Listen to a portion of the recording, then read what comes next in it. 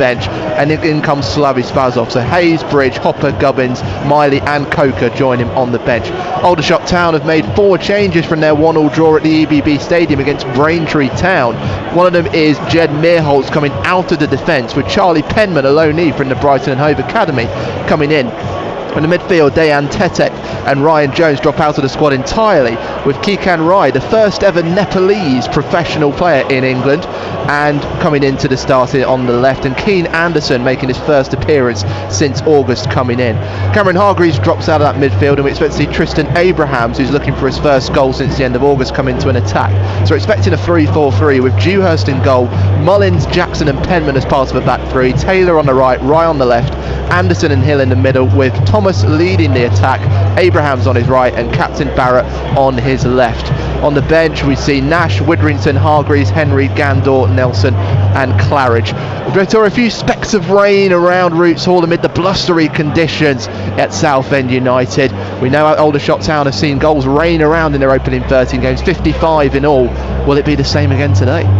Well, let's hear from the Southend United assistant boss, first team coach Mark Bentley, who spent 3 years at Aldershot. He's been looking ahead to facing his former side. We're going to be on the front foot. We'll know their dangers. We've done a lot of stuff on them already. We'll know how to approach the game. Defensively, listen, we've been solid this year. We don't give up many chances. I know we've conceded a few goals over the last few weeks, but if you actually look at the chances we do give up, it's very fair and far between. So listen, I've heard about moments for the last 3 or 4 weeks now, but those little moments aren't dropping for us at the moment. So the harder you work, the luckier you get, in our opinion. So we just got to keep positive, and I think it was a real positive performance Tuesday night. We will win every single game. It's just not football, it's not real. Yes, there's moments where we need to do better. We're positive we can go and win Saturday, we can go back on another run. We know we've done it since we've been at the football club. So we'll go into every game as positive we can. You mentioned moments there as well, obviously the ones going against you. A lot of them have come in that 20 minutes after the second half starts. I suppose it comes back to that thing about consistency being something you strive for. How do you sort of work on that to try and improve that going into the next game? This is something we've identified, like the first 5-10 minutes before half time. You go in on a positive note at the end of the half, like we were Tuesday night, and it's about being focused, and as an individual you've got to stay focused, just do the basics, and then make sure just we're organised around the ball, not to go and win the game straight away. We did it much better on Tuesday, and the game will just keep building. We're at home, we need to turn this bit of poor form and get the fans on our side and sing it and make it a noise. So if we can start bright, in fairness, I think we've done in the last few games, we start well first half. If we can turn them into goals and get them onto the back foot, and us being nice and positive. But we're not going to go in all gung-ho, but 3 points for the lads at the moment will be key, and that's what we'll be pushing for. That's Mark Bentley there, first team coach at Southend United. Southend looking for a first win in 5 National League matches, and Paul Clark alongside Warren for commentary. You mentioned you want to see more imagination from them, and have they got the freedom to do that today when you're taking on an open side like Aldershot? You would hope they've got that licence to be imaginative and creative in the final third all the time. I mean, I've yet to come across a manager that's give a player a rollicking for scoring a goal. And whatever he's done to create it and score it, I don't think they're going to turn around and say, "Oh, that was very good, but don't do that again." So you would hope they've got that licence to do that.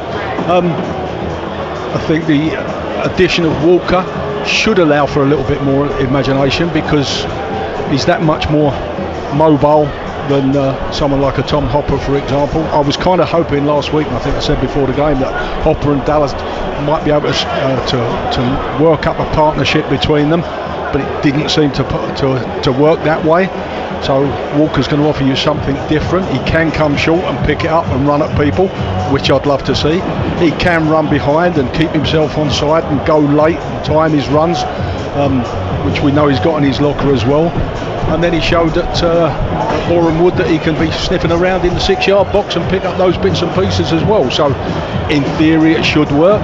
But I'm just intrigued listening to Benno there saying about how they've got to do the simple things. I'll tell you what would help.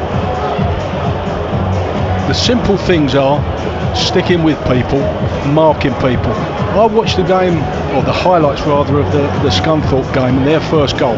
And listen, it was an awful clearance from Nathan Ralph. It was lazy, it was sloppy. But when he did it, and he knocked that ball up in the air, 8 players in blue shirts standing watching that ball go up in the air, and no one's going, right, where's the danger, who can I pick up around? That's what I talk about when I'm saying it's these little things. And when Bello's talking about moments, they're the moments that hurt you. They're the moments like George Wint throws a throw up the touchline, Ben Goodliff goes to challenge for it, and there's 8 blue shirts in front of the ball, and Ben Goodliff doesn't win it, and now you get your... That's moments you're talking about, and that's where you've got to be disciplined. And I'm going to get on my soapbox now, sorry. I listen to people like Neil saying about how Colchester, they were great in this game and they did well in that game, and that's a game they could have won, and on another day we could... Yeah, we all know all that, but you ain't where you are in the leagues for the things that you're doing well, because the things you're doing well, you're not doing well enough, often enough, to win football matches. And the whole point of the game, as much as modern coaches will try to turn it around and say, do we play nice football? You've got to win football matches. You do. And whatever you're doing well, keep doing. But whatever you're doing badly, do it better. The key word you're looking for is consistency, isn't it? That's the one you're looking for. Do the good things well consistently. Do the bad things not as infrequently as you can consistently. I think a key marker, Victoria, for where that will happen is those 20 minutes after the second half starts. From the goal that they conceded on Tuesday night, it's still 55% of the 11 goals that Southend have conceded have come in those 20 minutes after the second half whistle is blown. They have really positive first half, they go in really positive, and then they'll come out and then it will drop, and that's where those moments happen, like the Nathan Ralph clearance that we saw everybody watching the ball. That was in the 51st minute of the game against Scunthorpe. They've got to be aiming for that consistency. Mark Bentley said it in the pre-match press conference, they're aware of it, it's something they want to deal with. So I think that will be a key indicator of how Southend are going to respond here. Yeah, you've got to be careful though. I mean, listen, if they identify something that they're doing that is leading to that, by all means cure it, but I doubt Kevin's going in and saying, just sit back for 20 minutes and start the second half. And the opposition are obviously going to come out and change things as well. But he's got to say keep going. Just be careful that you don't sort of overemphasise it and that it becomes a thing, because then you get players go, blimey, it's the first 20 minutes of the second half, we better not do this and we better not do that, and you stifle everything that they were doing naturally for the first ball. So it becomes a self-fulfilling prophecy almost. You're so worried about not doing it that you end up doing it. So yeah, be aware of it, and as I say, if there is something that they're specifically doing that they think that's causing that, then get rid of it. But I kind of doubt it. I honestly just think it's down to individual players knowing their jobs and doing their jobs. And as I said, that first goal, when I looked at it, I couldn't believe it. There's 8 players standing there looking at the ball while it's in the air, and not one of them just turned and looked over his shoulder to see, is there somebody I should be picking up in case that ball drops to them. Paul Clark and Warren Muggleton, your commentary team at Roots Hall. They are taking on Aldershot, Southend United that is, and you'll be able to listen on 95.3 FM at DAB and the BBC Sport website and app. We're off to Cressing Road next. Victoria Polly, BBC Essex Sport. Commentary of the U's and the Blues to come then from 3 o'clock. We'll also have updates at Cressing Road, where Braintree Town are taking on Sutton United, who have been struggling so far this National League season. Well, someone who hasn't been struggling is Braintree Town forward Terrell Works, who says he feels like he's settled in well at Cressing Road since his loan move from Fulham last month. In pre-season, when we were playing National League teams, I found it a bit difficult. But then as you play more games, you kind of just... you find it a bit normal, like a bit easier. I don't know how to explain, but you get into it. Like it's normal now. I did have some targets before I left the facility. I had in mind to get 10 goals and assists plus before the end of the loan. That's Terrell Works. You can hear more from him by listening back to the BBC Essex fans phone in from last night with Glenn Pennyfather on BBC Sounds. Well, let's go to Cressing Road and get a reminder of the team news for this one from Pete Morris. And leading scorer Terrell Works does start today out on the left wing. Quite a Colchester feel to the attack for Braintree today. Marley Marshall-Miranda in deep midfield, Shay Cooper and Frankie Terry in attacking midfield, and John Akinde up front, all ex-Col-U players. The other midfielder who comes in today is Goran Babic. Now that's because the primary playmaker, former Charlton man James Vennings, is missing today. He was sent off in the week against Aldershot for 2 bookable offences. That is the only change to the Braintree side today. And their defence, just to finish their lineup, is Jacob Pinnington, Francis Clark, Langston and Regan Clayton, the West Ham loanee, in front of Mason Terry, another West Ham loanee, in goal. So unchanged otherwise, a full bench with Omrore, Blackwell, Walker, Kamara, Hockey, Davis and Thorpe.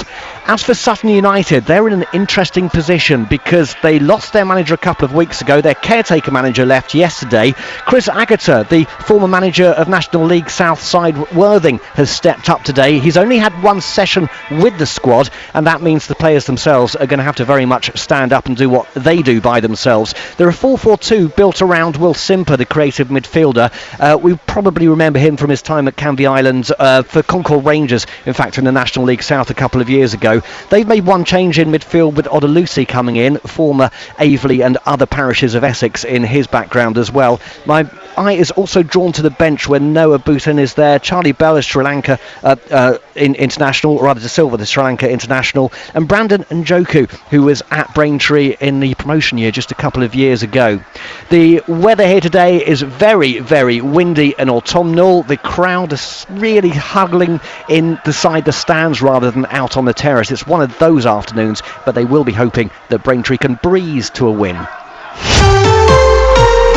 BBC Essex Sport. Good afternoon to you from Victoria Polly on BBC Essex Sport. All three of our featured sides at home today in a windy Essex. Genuine good news on the injury front for Colchester United with the return of Ellis Ayandolo against Chesterfield as the U's chase their first win in 8 in the league. It's live on BBC Essex Sport, 103.5 FM and Preview 716 with David Gregory and me, Neil Kelly. At Roots Hall, Southend United host Aldershot Town in National League action, a side who have seen 55 goals across their first 13 games. It may be fair to predict more today, but will that be the case? Full commentary on 95.3 FM, DAB and the BBC Sport website with Paul Clark and me, Warren Muggleton.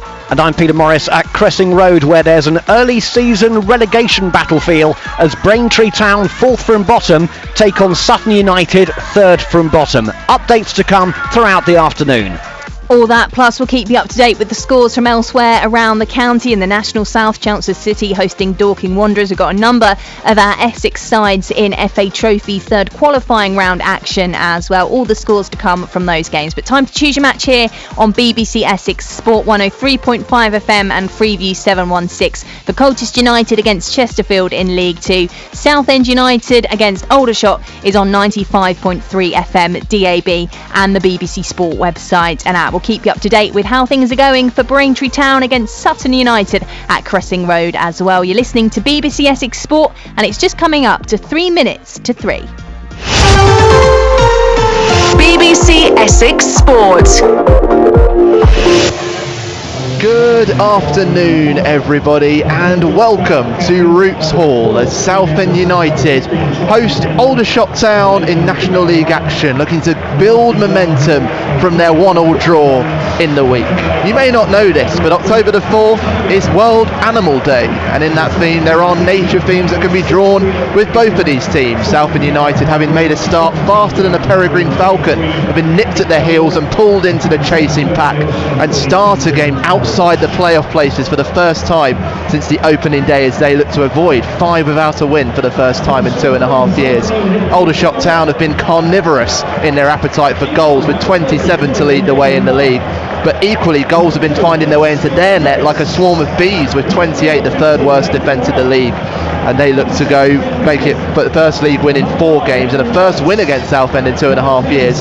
So expecting a wild encounter today. The question is, will the Blues get their roar back at home, or the sharp talons of the visitors strike in consecutive games? Warren Muggleton with you alongside former Blues player and manager Paul Clark.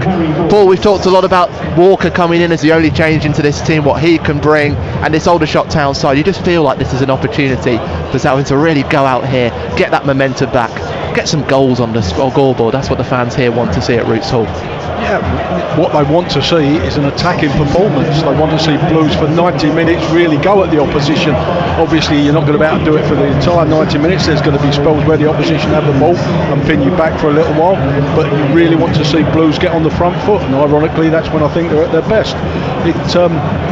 I suppose the one levelling thing today is the weather conditions. It's a bit drizzly, but the worst weather you can have is a wind, as a strong wind, and we've definitely got that. And even worse than that is a gusty wind, because you'll go up for a ball and suddenly there'll be a gust and it's not there anymore. And goalkeepers particularly going to have to be on their toes, especially these days where they start that much further out. It doesn't take much for a defender to come and put his boot through a clearance, and suddenly the goalkeeper's falling backwards, watching the ball go over his head. Well, the teams are ready to get started. Southend United in their dark blue shirts and shorts with the white socks, playing from left to right. The goalkeeper in all green. Aldershot in all yellow, playing from right to left. The goalkeeper in orange. Keenan Appiah Forson ready to get us started. Just having a look at, see how this Aldershot Town team is likely to shape up. That might be 4-4-2, looking at the early setup from the kick-off. I'll talk you through the team news now. Only the one change, with Walker coming into the starting 11 and Dengendy in goal, Taylor, Goodliff and captain Ralph in the back three, Scott Morris on the right, Boys on the left, Morton in front of them, Appiah Forson and Austin in the midfield, with Walker and Dallas leading the line. Appiah Forson getting ready to get us started for Aldershot Town. They made 4 changes from the draw against Braintree as we get started now through Nathan Ralph. And so it's a back line of Dewhurst. It looks like a back 4 for them of Taylor, Mullins, Jackson and Penman, with the midfield of Abraham sitting on the right side, Ryan in the middle of it and Hill on the left, Anderson in the midfield as well, and then an attacking pair of Barrett and Thomas. Paul, early stages as Aldershot get a throw in and win another one. Actually, they give one to Southend inside the Blues half on the left wing on the far side. Is that how you're seeing Aldershot shape up? I think they've designated Ryan Hill on this left-hand side, just basically go head-to-head against Gus Scott Morris. So yeah, it looked like it was going to be a back 4, but then he pushed forward when Gus went deeper, and there we see the effects of the wind. The ball didn't even get halfway out of the Southend half. I think he's out there just to do a job on Gus Scott Morris. I think if Gus goes off, he'll go with him. Let's see what happens then, as Aldershot bring the ball to ground in their own half, cleared away by Penman, aiming it towards the edge of the centre circle where Abrahams was waiting, headed forward into the path of Thomas, but he can't find his captain Barrett, and Taylor of Southend gives the ball back to and Dengendy. As Paul says, the wind is very much whistling around us at the top, expecting to see cows going round and almost like there's little tornadoes at some point. But meanwhile, Dallas bringing the ball down deftly to ground, no problems for him dealing with the ball in the air. Meanwhile, Ralph battling with Abrahams to try and win it in his own half. Morton helps him cover inside the edge of the centre circle on the far side. Morton gets his head up and will put this one down the left wing. But again, it's holding up, couldn't quite find Dallas. Yeah, Dallas did well initially. He went to go long and then checked short, but fortunately the ball over the top got hit by the wind and didn't go long anyway. Bit of a miscommunication between Jackson and Mullins as they both went for a header in the Aldershot defence, and Southend can win it back inside the Shots half. Dallas breaking away from the left wing on the far side, puts it across the centre circle to Taylor. Now Scott Morris. Let's see how that contest goes up against Hill. Right up on, as Paul said, alongside him. Has to go back to Taylor and Dengendy. Southend looking for a first win in 5 games. That last one, the 3-0 win against FC Halifax Town here on the 6th of September. Is Ralph over the halfway line to Boys. It's back to Goodliff. Unbeaten against Aldershot. So I was going to say, Warren, if Hill is marking Gus Scott Morris, he's got to be much more aware there. As that ball went forward, he wasn't looking over his shoulder, and Gus has just pulled away from it. He's never going to be able to pick him up. The Blues give it away cheaply on the halfway line. Yeah, Aldershot in their own half. Abrahams back to Jackson. Wants Rye to go out to his left, which he does. Under pressure from Appiah Forson, but gets a 1-2 from Hill and now works it into Southend's half, but the attempted pass into Barrett intercepted by Southend's Morton, and Scott Morris tries to push it down the right wing for Walker to chase. Is eventually picked up by Penman. I'll tell you what, to Hill's credit as well there though, when they won the ball, he's not just going to say, well, I'm sticking with Gus Scott Morris all the time. When they won it, he ran in behind and was the one wanted, and basically said to Gus Scott Morris, well, I'm staying with you, are you going to stay with me? Point of note, the manager for Aldershot, Tommy Witherington, not in the technical area today. He's serving the second game of a touchline ban for an incident earlier in the season, so he's around the stands here at Roots Hall. Lives not too far away from here as well. Well, Nathan Ralph spreading the ball to Dallas, and now he's looking to threaten it on to Austin, but Mullins and Jackson intercepting for Aldershot. Otherwise, Austin would have been straight through there. Yeah, it's a great idea. Just tried to be too precise with it. Just get it beyond the defender. Second runner, ball rolls through to Colin Dengendy. But yeah, just don't try and be too precise with that pass. Just make sure you miss the defender and invite your teammate to run onto it. Well, Dallas having scored the last home goal here, they'd in the 1-1 draw against Boston United, almost turned in provider. But now Austin picks the ball up on the far side of the centre circle, out to Boys on the left wing, getting away from Taylor, left side of the penalty area, now puts it across the grass. It came off Walker as it went over. It needed a touch from Mullins to put it over the byline, and the first corner kick of the game gets a rapturous round of applause from the Southend fans all around us. Yeah, I love that from Boys. Just stop the defender and then knock it past him and go. Got enough pace to absolutely burn him. Then it's just a choice when he got there. He went for Walker at the near post. Maybe had the option just to cut it back to people coming on the edge, but took a good bit of defending to thwart that Blues attack. So Boys with the corner kick from the left side. It will swing away from the goal. Aims towards the near post. Scott Morris with the header at the near post, but it bounces over the byline to the right of goal, just inside the 6-yard box. Boys were used to his deliveries going to the far post. Goodliff was circling dangerously round there like an eagle, but Scott Morris just diving at the near post and just couldn't quite guide it into the bottom right corner. 5 minutes in, goalless between Southend and Aldershot. Aldershot's assistant just having a little word with the man that was supposed to be picking up Gus Scott Morris from the dead balls. I think it was Abrahams was supposed to be with him. He was nowhere near him. The goal kick from Dewhurst goes a long way, and he does find the head of Kwame Thomas, but he put it forward. It bounces all the way to Ndengendi. Thomas with 3 goals in 13 games. The last one came at the beginning of the month in a 2-2 draw at Truro City.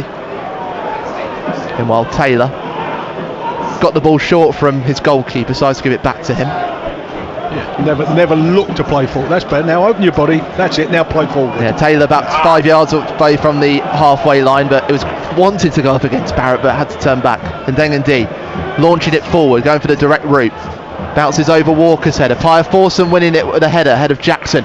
Scott Morris with the volley pass into Walker, right side of the penalty area. Back to Scott Morris, who was shooting first time inside the penalty area, but his shot was off target, hits the scoreboard. It is a second shot in the first 6 minutes though for Southend, right on the front foot. Yeah, Kevin's in agreement with me. He's just had a word with Harry Taylor there. You said he had to play back. No, he didn't. He made a choice to play back, and he's saying that nobody made the run up front, and Kevin said put it there anyway, and if they're not there, we'll make sure they are the next time. Make them do it. Don't just turn away from it because they're not there, because next time they won't even show for they won't, they'll never show for you if you're not putting it there.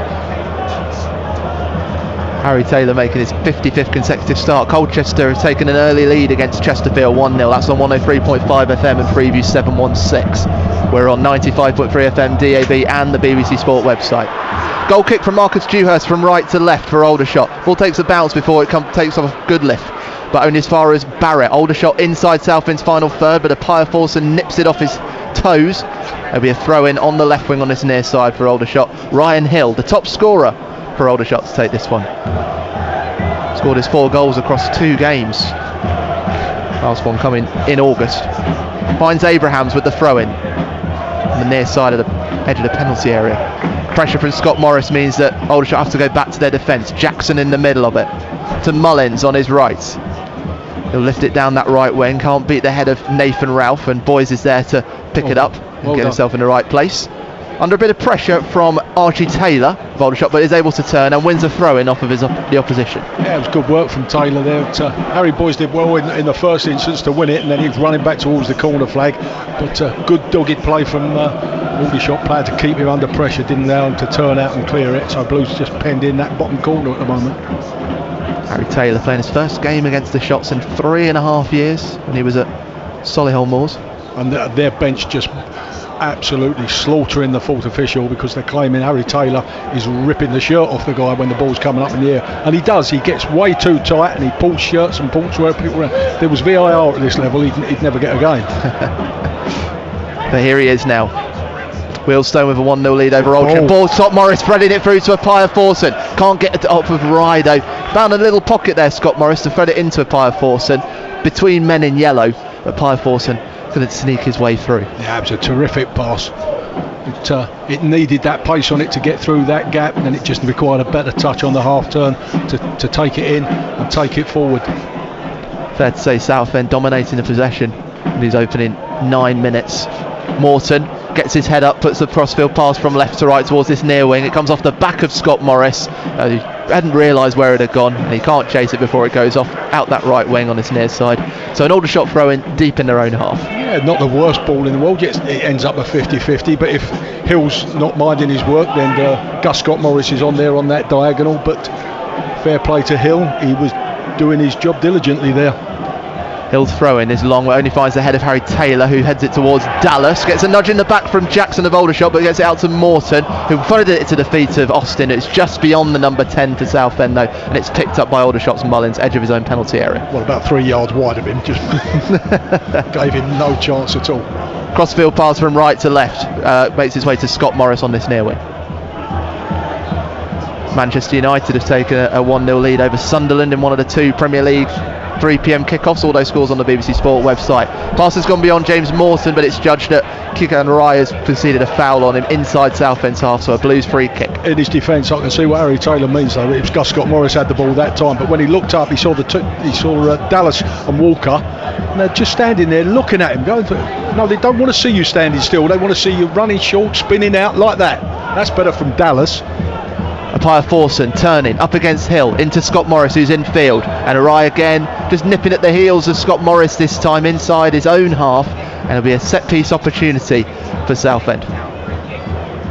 Second foul in a couple of minutes by Kikan Rai, the 20-year-old, joining from Newport County in July. And Harry Boyes will line this one up about 10 metres away from the right wing on this near side. 5 metres from the edge of the centre circle in line. Boys just testing the grass, testing the wind level. As it is still blustery, the tops of the trees outside Roots Hall are moving about. So Boys, good lift's gone up. He's on the far side of the penalty area. Boys lifting it. It's a bounce inside the penalty area. Doesn't quite fall to Scott Morris before it's cleared away by the men in yellow. And Hill trying to break away at pace as he gets onto his own header. And he tried to throw it to Abrahams on the far wing, but Apia Forson in the right place to intercept. Yeah, he did well there. The pass was about 5 yards too short for Abrahams to run onto. Just allowed Apia Forson to get a little time, but he was diligent in his work going backwards. And now he's got over the halfway line into Boys, who stayed up. Dallas back to goal, but gets it out to the right on this wing, where Scott Morris has asked Taylor to make the overlapping run, threads it to him inside the penalty area right side. Tried the first time cross, but it blocked by Barrett, who was tracking back. Dallas though picks it up for Southend. Scott Morris back to the number 9, cuts inside Barrett, now into the penalty area, going along the edge of it, cross to Walker, and nudged it back to Scott Morris. There's room for Boys, who will wind up a left-footed shot over the byline on the right side of the goal. Boys saw the goal in front of him. He saw an opportunity to get himself on the scoreboard for the first time in 3.5 years, but not to be on this occasion for him. He's lining up his shots over the last couple of games, still goalless. It was good play in that little build-up. Much better from the forwards because there's movement, and I absolutely guarantee if the player on the ball sees movement, sees you moving, he's much more likely to pass the ball to you than if you're standing still, unless he's just going to bounce it off you. But there, Blues moved it along the edge of the box, just snatched at the shot a little bit, Harry Boyes, and instead of just going for quality of strike, try to put too much power in it. Marcus Dewhurst having some initial trouble with the ball as it was moving with the wind. Colchester have doubled their lead over Chesterfield. Meanwhile, Aldershot trying to get down the left wing on this near side. Kwame Thomas attempting to thread into Josh Barrett, but unable to find it. It bobbles over the byline. Goal kick for Colin and Dengendy, looking to avoid 5 without a clean sheet for the first time in a year. That looked a very early decision from Josh Barrett to say I couldn't get that. I thought he could have gone after that for his mate, but there you go. Josh Barrett, 27 years old. Second spell with Aldershot for his first ever win against Southend. Meanwhile, Walker's got it under control inside the final third to Scott Morris, gives it back to Walker, but it's just behind the number 11 on the edge of the penalty area, and Hill will ensure it goes over the byline following the last touch by Scott Morris and a goal kick for Dewhurst. We go full circle over the last 60 seconds. I don't mind that from Gus Scott Morris. He's running at pace there, and he around the edge of the box, and he's just trying to dump a little 2-3 yard ball off and then go for the return. And it didn't come off this time, but another time that might hit the defender on the knee. It'll come back at him anyway. But that's where it's worth taking the gamble, that you might lose possession of it, but you might just get in and score. Scott Morris got the winner in this fixture last season, back in the middle of February, the 2-1 win midweek. He got the winner in every fixture, didn't he? Pretty much, with 17 goals. Turn from Barrett inside the Southend final third, out to Taylor, who lifts it to Abrahams, who's in the corner of the penalty area. Abrahams trying to bring Taylor back into the game. Boys' clearance blocked initially, but then followed up by Nathan Ralph of Southend. So look to get out of their half now. Morton, right edge of the centre circle. Out to Scott Morris, who's on the near wing. And from left to right. Taylor now to Austin, who's found some space to turn and get it out to the right wing. There's too much on that for Appiah Forson to chase as it goes out on the right wing, and Appiah Forson making his frustrations known to the number 10. Well, he's making the point, that's the ball I should have had two or three passes ago, because he made that diagonal run from midfield for Gus Scott Morris. Gus chose to go inside, and then finally it came out to Appiah Forson, by which side he's marked, and so the pass has to be too far in front of him, and he's got no chance of getting on it. No other goals to report so far in the National League apart from Wealdstone's 1-0 win over Altrincham. York City beat Hartlepool United on the road 2-1 early, and Boston United beat Gateshead 3-1. Meanwhile, Aldershot given a foul away inside their own half ball. Yeah, it's just a little push in the back, and again the Aldershot bench moaning like hell, because they say, well hang on, you're giving that, Harry Taylor's ripping the shirt off the boy and you're not giving anything. Sure, Tommy Widrington's complaints will be heard are in the director's box around us as well. Assistant coach on the sidelines to the right of Kevin Mayer. Morton on that left wing finds Ralph in space inside Aldershot's half, but sliding tackle from Taylor sees him go through Nathan Ralph, who ends up on his back, but the ball goes out, no foul given, and is a throw in for the Blues on that left wing in front of the West Stand far side. Boys going short to Austin and gets it back, although assessing his options. It's a little bit claustrophobic at the moment for Southend. Now Dallas hugging that left wing. Austin's in field, have to turn away from goal, so go back to Dallas. And Boys now to Dallas, wants to put it through into Austin, who's left side of the penalty area now. Back to Boys, first time cross, looks for Dallas, he's had a Appiah Forson, needs to save in the post, but Dallas is there to follow it up. 1-0 Southend United. Dallas with a lion-esque roar in celebration to celebrate his 6th goal of the season. Sharp stuff on the left side of the penalty area. The cross came in, Appiah Forson said it, not dealt with by Dewhurst, and Dallas able to sneak in. And that roar echoes around Roots Hall, because Southend United, for the first time since the FC Halifax game, have a lead in a game, 1-0. You know what I said about movement? Andy Dallas picks that ball up on the left touchline, played it inside, carried his run, got it back, played a little ball in behind the defenders, kept going, balls into Appiah Forson. Yeah, little save. Who's still following in? Still on the move? Andy Dallas. That's how you do it. It's just movement. Keep moving. If you don't move in the box, you won't score goals. And Andy Dallas just proved what you can do. Well, the goal has been officially given here to Keenan Appiah Forson, but I think Dallas probably got the last touch off, unless it went over the line before then, but we will see. That's for confirmation later on. Whoever got the last touch, I promise you, what I said still stands. Still stands. He played that ball, picked that ball up out wide on that left wing, really wide, played it, a couple of 1-2s, little ball in behind the defenders, and kept going, and ended up in the 6-yard box, potentially to get the tap in. Or to at least compete with Appiah Forson for it. And the key thing as well, Dallas architecting the move, seeing the pass in front of him like the artistry of a spider's web. Ralph trying to put a long ball down the middle of the field, but no one else in blue meeting it, and Dewhurst able to kick it away, the goalkeeper. Only finding the head of Taylor.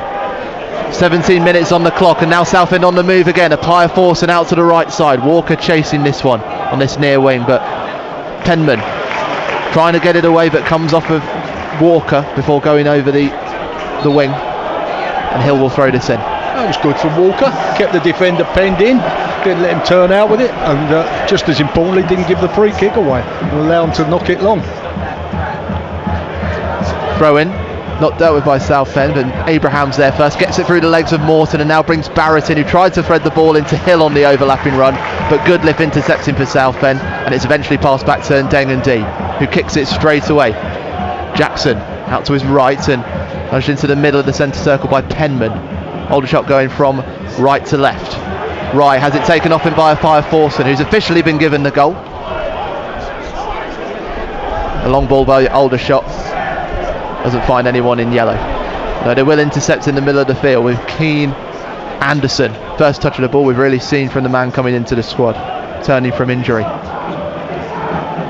With Aldershot having the ball in their own half. Let's pop over to Cressing Road, where the battle at the bottom of the National League with Braintree Town hosting Sutton United. Peter Morris watching this one. Goalless so far. KG, one shot on goal, a Shay Cooper free kick curled just wide, but the early tactical battle won by Southern United, most of the play, most of the possession. They've had a few forays into the Braintree area and a few shots blocked, but nothing to trouble the keeper. 0-0. No change here at Roots Hall. Still Southend 1, Aldershot 0 with 20 minutes played. Colchester with all the goals flying at the JobSurf Community Stadium at the moment. Chesterfield have one back, Colchester 2, Chesterfield 1. Meanwhile, throwing for the shots in their own half from the right wing on the far side. It's Jackson wearing his bright blue boots, puts it to his left where his goalkeeper waits. And puts it out of his feet and decides to go towards the right, but that will only find the head of Morton, who of course Falk came back in for his first start since mid-April in the draw against Boreham Wood. Impressed with what you've seen from him coming back? His passing's been a little bit off, to be perfectly honest. He's over at a couple. He's just played this one short to Dallas. Yeah, Dallas decided to drive down the middle of the field and shoot from distance, but it was on target, but not enough power to threaten Marcus Dewhurst. But you don't mind that, do you? He had the shot, and just as importantly, Josh Walker was following in case Dewhurst spilled that one as well. I didn't see it on the goal because that post in the way, but did Dewhurst get a hand to the first shot, or Apaya Forson's first little touch? That's what we'll have to look at later on. Foul given away by Hill, who's judged to put a hand in the face of Andy Dallas as he took the ball under control on the right side of the centre circle on this near side, just beyond the halfway line. Fifth foul conceded by Aldershot within the first 21 minutes. It's Blues have been playing in and around him, but back to Morton. Yeah, his passing's been a little bit off.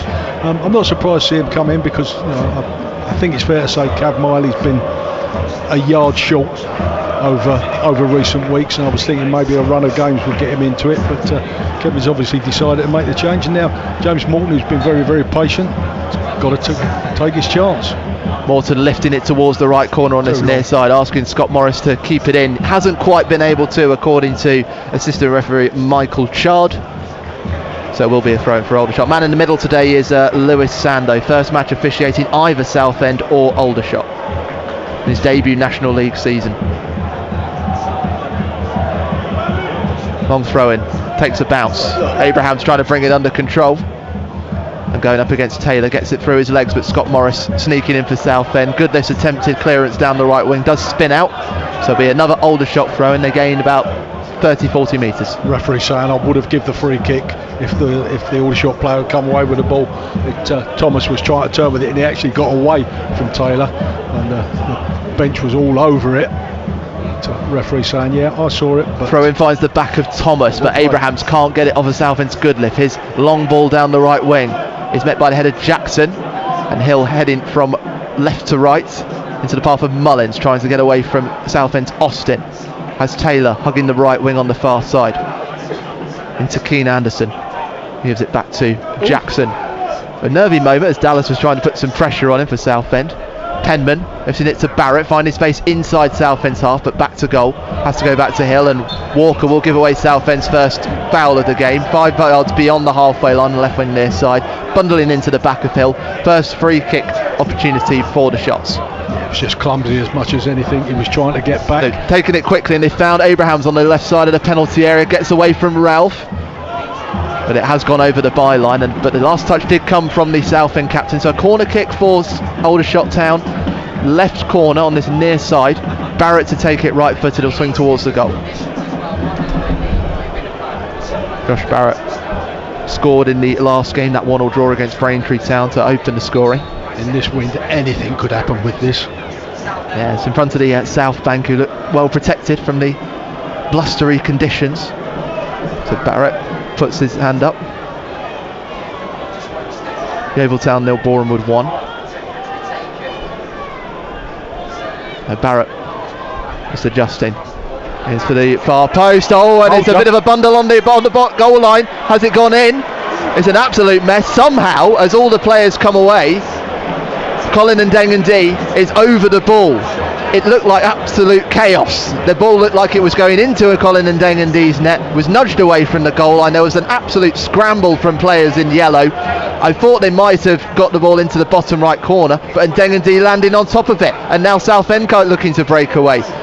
Morton out to the right with Scott Morris, who nudged it to Taylor with the overlapping run. A Apia Forson in front of him. How will Southend respond to almost conceding? A great little triangle, finds it to Taylor. Now a Apia Forson down the right way. First time cross to Dallas with a save at the near post from Marcus Dewhurst. The header was looking for that inside of the right post, but Dewhurst with the diving save to his right, flying across the course like a hawk.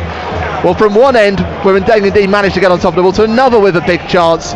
Very open game, still 1-0. Yeah, all I can say to that is thank you. That's all we wanted to see. Little short one touch, passing, little 1-2s, people running beyond, early ball into the box, forward trying to get across the defender, gets the good header, Dallas, and Dewhurst turns it around. I think Colin scrambled, I think the first one was curling in straight from the corner. I think Colin might have just palmed it out and then had to go back and get the second one as well. Difficult to see because a big crowd in there, because everybody crowding into the 6-yard box knowing that's where the ball's going to end up. It was. From chaos in the corner kick to a corner kick opportunity for Southend. Boys putting it into the 6-yard box, takes a bounce still inside the penalty area. Walker trying to climb for it. It will be cleared away by Mullins of Aldershot, who volleys it straight down the middle. Apia Forson puts it back into the edge of the centre circle, only as far as Keane Anderson of Aldershot. His attempt to go out to the left side with Barrett is too long, and it ends up having a clash of heads with Hill as he was coming across from right to left, and both of them end up on the ground. Yeah, 2 players down. You'd like Southend physio not going to go on their belt? No, obviously it's not serious enough. They don't want him on. I thought Johnny Gowers might have gone on for that as well. John Gowans is staying where he is at the moment as both teams come over to take some water on. But it was interesting to see from that corner. I haven't seen this for ages. Aldershot left 2 players up. Yeah. Looking to break quickly. Yeah.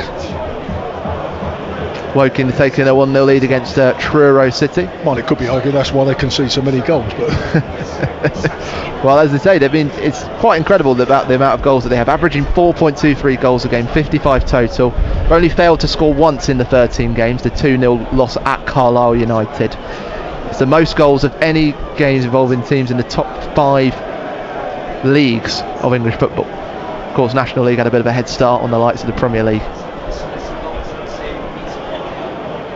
Both players back on their feet.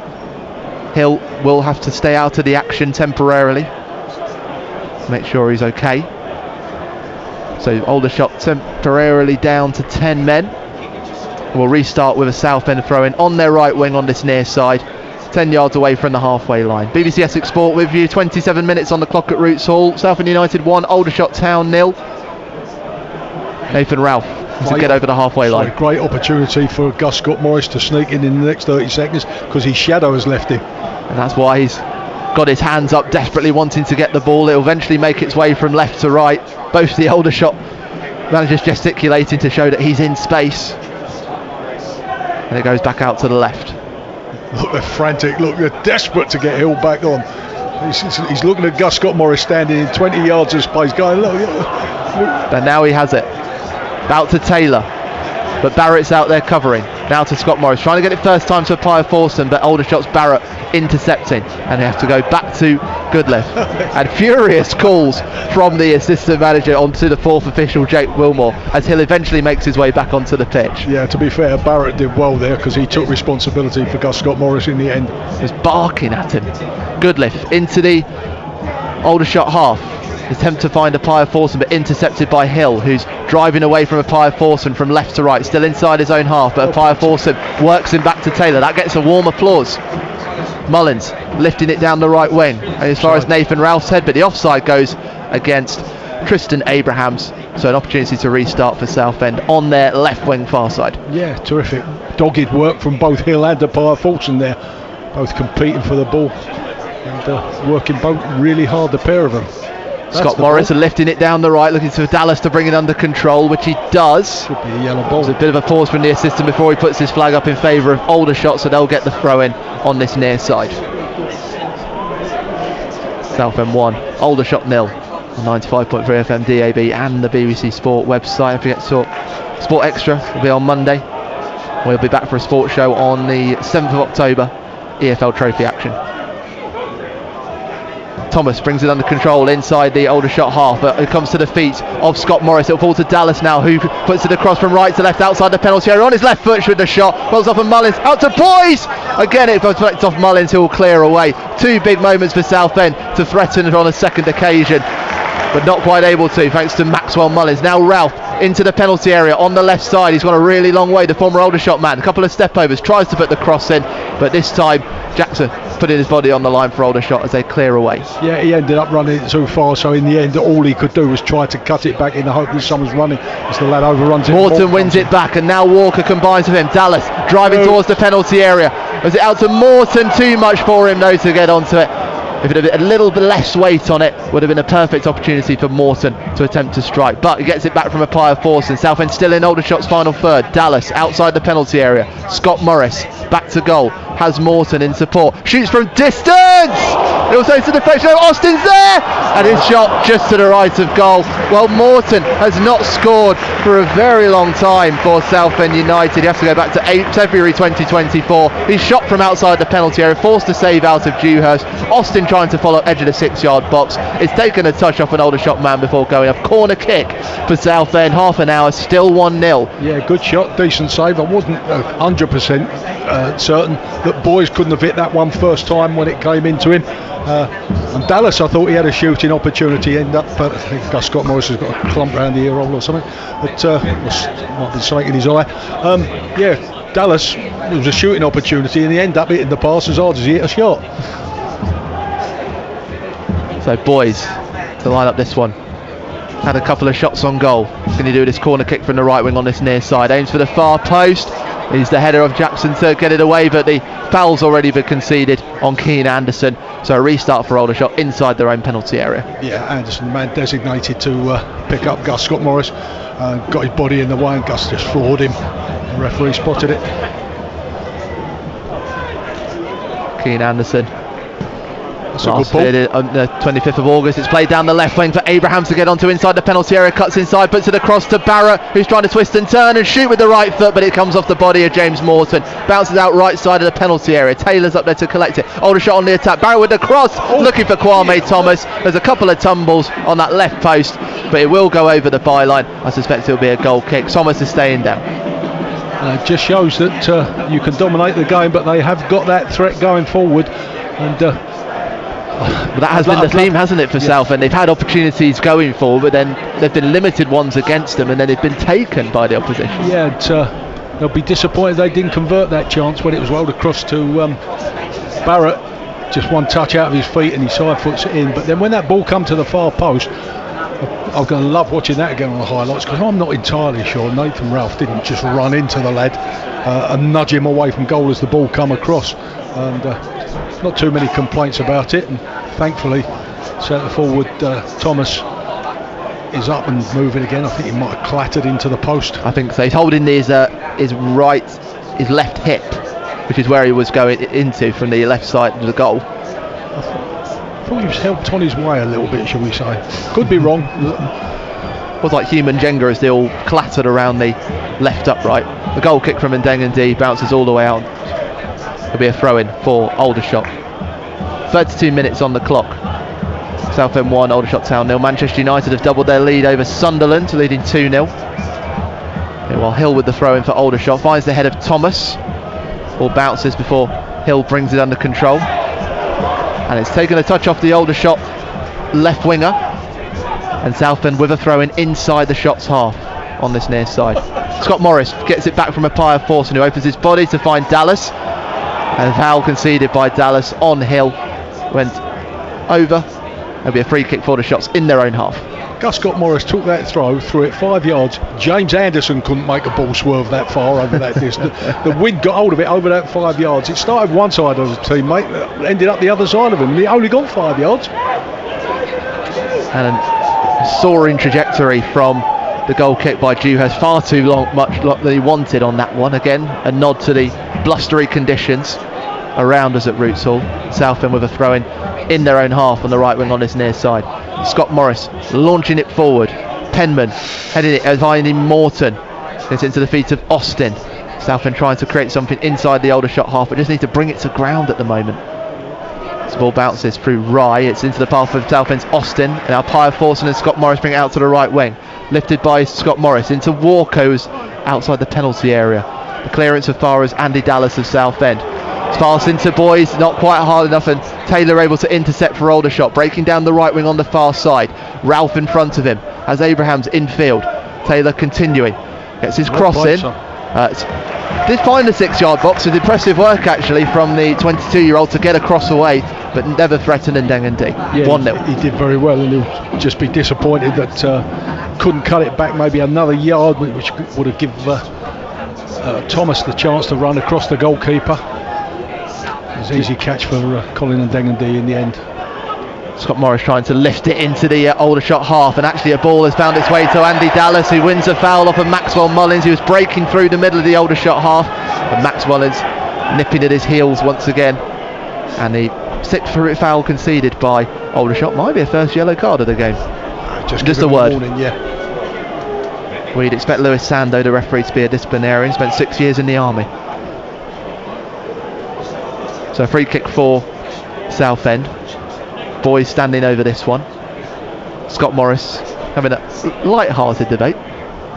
Maybe he was thinking about having a go himself. Well, I would think Boys might be thinking about it, but from the evidence of the win so far, it's pretty much more into his face. I think if it was the other end, he'd definitely have a fancy at it from that sort of range. Well, Goodliff has gone up. He's on the left side of the penalty area, on the edge of it on the far side. Here goes Boys, left footed, putting the cross in for Ralph. His header was aimed towards the middle of the goal and right on the goal line, but straight into the welcome grasp of Marcus Dewhurst. Yeah, that was terrific. Lovely weight of ball just in front of your teammate so he can run onto it. And good header. Unfortunately couldn't direct it away from the goalkeeper. That's an 11th shot on goal from Southend. Of that, they've had 8 on target. 11 shots in the first half, I believe, is more than Southend have managed across the 90 minutes across their last 3 games. Austin winning the ball back for Southend inside the Aldershot half. Kieran Anderson wins it back though as he got in between Austin and Dallas. Putting it to Abrahams, first time out to the right where Taylor waits. But a cross in from deep this time, looking for the head of Kwame Thomas, but it's over his head. It will bounce across the penalty area, over the byline. Goal kick for Southend United. Weren't the worst ball in the world either, and Thomas had got wrong side of Harry Taylor. Fortunately for Blues, it was just a little bit long, and Thomas got a little nudge in the back yet again. So I'm surprised. Well, Archie Taylor joining from Hampton and Richmond, who play in National League South last season. Season before that, he managed 4 goals and 23 assists during his season with Westfield. So with those kind of crosses, it's not hard to see why he was getting that many assists. Well, the goal kick from Ndengendi from left to right takes a touch off the Aldershot defender, but straight to Walker, edge of the penalty area, shooting, takes the block off of Maxwell Mullins as he attempted the left-footed shot inside the D, cleared away by the shots, but only as far as the Southend captain Ralph. Out to Boys, who's on the left wing, far side. Into the last 8 minutes of normal time in this first half. Southend United 1, Aldershot Town 2. Ralph gets it back, a little triangle between him and Morton and Boys. Dallas is infield. Can he create something again to get that opportunity? Ralph, through ball into Austin, back to Dallas in the penalty area, gets away, will shoot right footed! Straight into the goalkeeper once again, Marcus Dewhurst, eyes like a hawk at the moment, the goalkeeper. Dallas nudging it away from the Aldershot defenders, inside the penalty area, right footed shot, but straight down the middle, still 1-0. But great to see again that movement. This time he came short for it. played the little pass and went to go again and realised all the defenders had backed off, so he was clever enough just to stand still. Great ball. Hill threaded this into Barrett, who's coming into the right side of the penalty area, shooting from distance. Well, it didn't quite have enough curl on it, but it was threatening that right post, and Dengendy was diving for it to his left, but Barrett just appeared out of nowhere from the left wing like a ghost and was able to get enough room to curl the shot in. Not on target though, still 1-0. Yeah, I tell you what, Blues, I know it was a bit dicey, but they want to be thankful he did take the shot and not slide it into Thomas, who had pulled away and was standing in a couple of yards of space. Open goal for him. He's just making the point to Barrett now. Josh Barrett, the Irishman, not quite able to as the goal kick gets played. It'll make its way to the Southend defence. We will get an update from Cressing Road shortly after this Southend attack. Dallas going to ground. Free kick for Aldershot. Let's get that update now. Braintree Town against Sutton United. Last we heard it was goalless. Peter Morris, any more to update? It is goalless, but it's warming up with plenty of chances. Both sides' keepers have had to make a save. Simper's shot turned round the post by Braintree keeper Mason Terry, and then Marley Marshall Miranda at the other end from a tight angle. His shot saved by Isaiah in the Sutton goal. I make it 7 chances to 1 for Braintree in the last 15 minutes. They've all gone over the bar or all been blocked, so not the most serious of chances, but they're starting to get on top on this. 0-0. Arsenal have taken a 1-0 lead over West Ham United. Nuno Espirito Santo's first game in charge of the Hammers. Southend winning possession back in their own half through James Morton, who rolls to head it forward only as far as Aldershot's Penman. Crosses defence to Jackson. Has to play quickly to Dewhurst, who was under pressure from Walker, and now Penman under pressure from Fireforce, as is Hill, facing his own goal under pressure from Scott Morris. The Aldershot pushed all the way back into their own final third, eventually get it out to the right where Mullins will find Taylor. Mullins gets it back, wants to give it to Abrahams. Tight call from Nathan Ralph. That's win a foul actually for Aldershot, and the referee is going to go in. He basically judged he didn't have control. He was, some would argue, off his feet as he went into the tackle on Tristan Abrahams. And for Nathan Ralph, this would be a 3rd yellow card of the season. So I was going to say, it was a bit of a scissor challenge as well. Looking at it from this distance, he definitely came in from behind, and he'll make the claim and say, oh, I played the ball, but as we've said many times before, doesn't come into it these days. Nathan Ralph going into the book. Consecutive games, he was the first yellow card at Meadow Park in the Boreham Wood game. Must be said, David, that Blues had Aldershot under a lot of pressure in the final third there, and Aldershot did well to play themselves out to it and then get that free kick over on that far side. He was actually quite composed with it. Aldershot, the 3rd worst defensive award today. 29 goals conceded now across 14 games. Mullins lifting it down the right wing on the far side. Abrahams with room to turn. Now Barrett, who also can turn, has Taylor out on the right wing, but might think about taking it on himself. Up against Morton, goes for the cross round the far side, O's over the top of the goal, and it will be a goal kick. Well, that might even have threatened to be a shot. Yeah, I think it was just out trying to stand it up at the back post, but as we've said, in these conditions anything can happen. Again, he just overhit it, but he's got decent feet, hasn't he, Barrett? He gets in tight areas. You'd probably question his diet, but he played a vital role for them in the FA Trophy, which they won last season. Got the 3rd goal and a 3-0 win over Spennymoor Town back in May. Yeah, he's a stocky little character, but he's got good feet, good awareness about him. From the goal kick from Southend, Morton putting it into the right corner, asking Walker to chase it, which he will, into the right corner on his near side in front of the north bank. Hill going up against him, and he was the last touch for Aldershot, so Tyre Forson can take a throw in for Southend, hugging the corner, but actually Scott Morris says no, I'm going to launch this one in, and Goodliff takes the call to go into the penalty area. Scott Morris lining this one up. 2.5 minutes left of normal time in this first half. Scott Morris launches it, aims for the head of Goodliff, it takes a bounce. Dallas can't bring it under control, but Austin drifting from right to left and shooting with the left foot, comes off of Anderson, and the second shot off of Taylor before Mullins is able to clear it away. Austin stayed down as Southend deal with this ball. Boys on the turn, and they go back to the defence. Austin just taking a bit of time, but he is back on his feet. Morton, left side of the centre circle in his own half, to a Pyre Forson as it goes over the halfway line. Taylor and Scott Morris combining once again.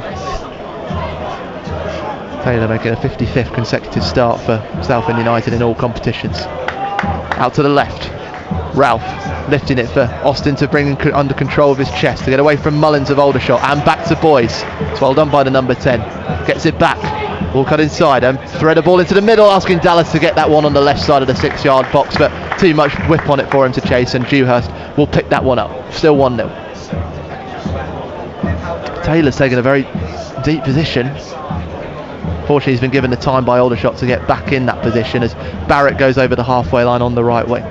Yeah, nice to see a Pyre Forson just filling in for him back there, giving him time to get himself back into shape, making sure that they had bodies there, if not the right personnel.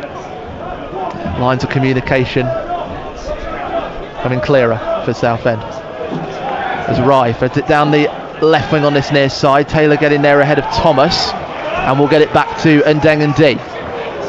Decides to put it out. Has that stayed up?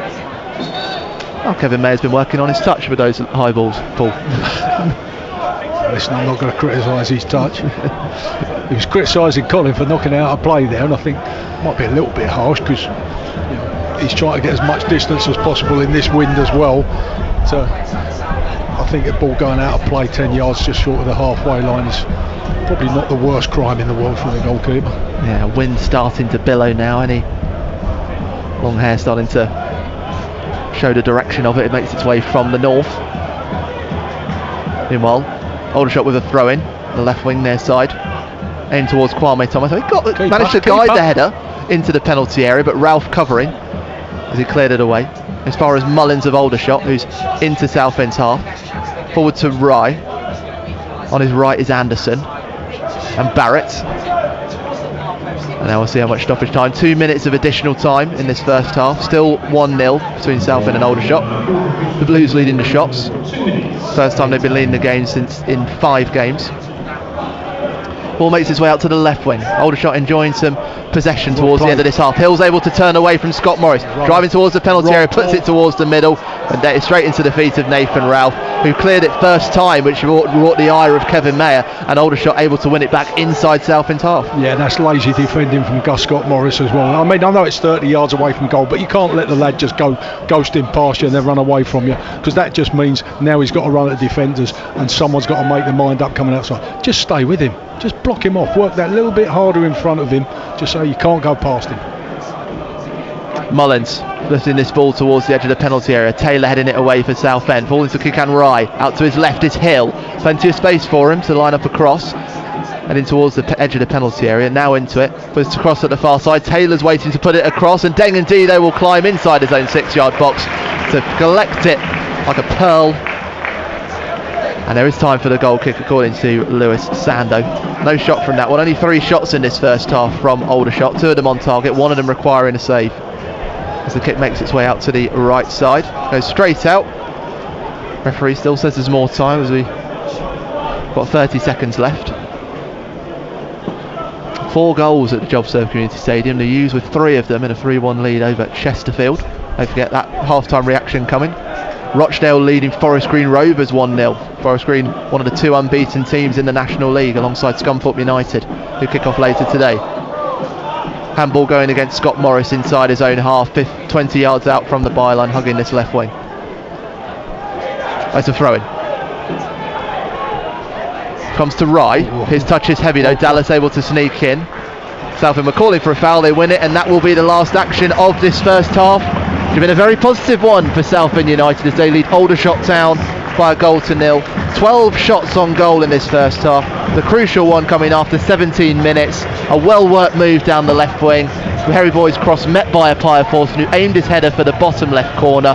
Dewhurst not quite able to meet it. Whether it had gone over the line before Andy Dallas may have had his influence is up for debate and up to the replays. But it does see the Blues have the lead over Aldershot Town, who did have a moment themselves from a messy set piece, but Ndeng and D able to get on top of it like a squirrel protecting its nut.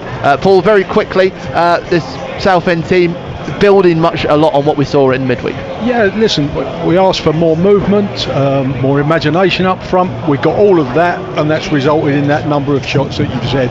The only disappointing thing that people will point out to again is that it's only 1, and Aldershot have shown they have got a goal threat. So while it's only 1, obviously there's going to be questions, and that opening 20 minutes We shall see. We shall see. Paul Clark, thank you. Myself, Warren Muggleson and Paul Clark will be back in a half where Southend United have been predatory on this World Animal Day to get themselves in the lead. We're heading over now to the JobServe Community Stadium. Will there be any more goals before half-time between Colchester United and Chesterfield? Let's join former youth midfielder David Gregory and Neil Kelly. I'm going to award a spot kick, and he has. Wow, David Gregory, a penalty for Colchester United as you join us on all frequencies on BBC Essex. Anderson with 1, Jack Payne with 2, and it'll be Jack Payne who takes the penalty for Colchester United, even though Teddy Bishop's got the ball in his hands. Bishop gives it to Payne. Payne's on a hat-trick, David Gregory.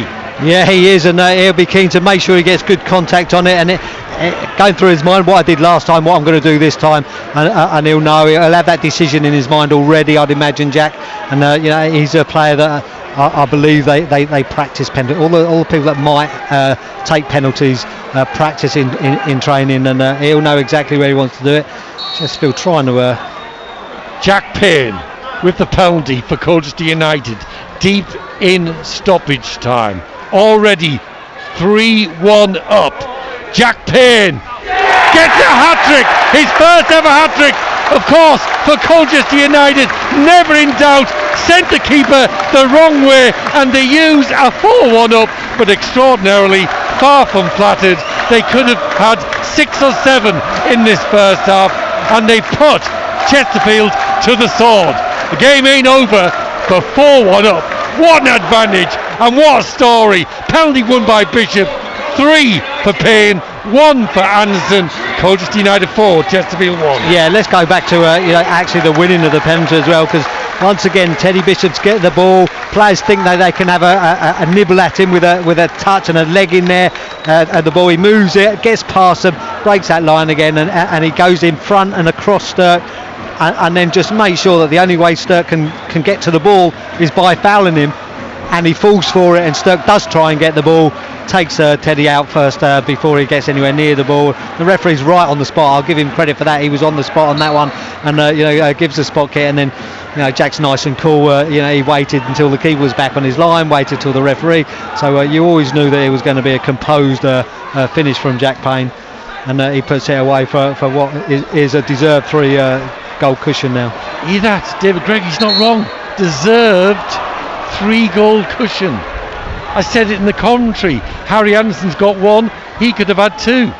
Great opportunities, well saved in fairness by Zach Hemming to keep out Carice Lisby and Micah Mbick.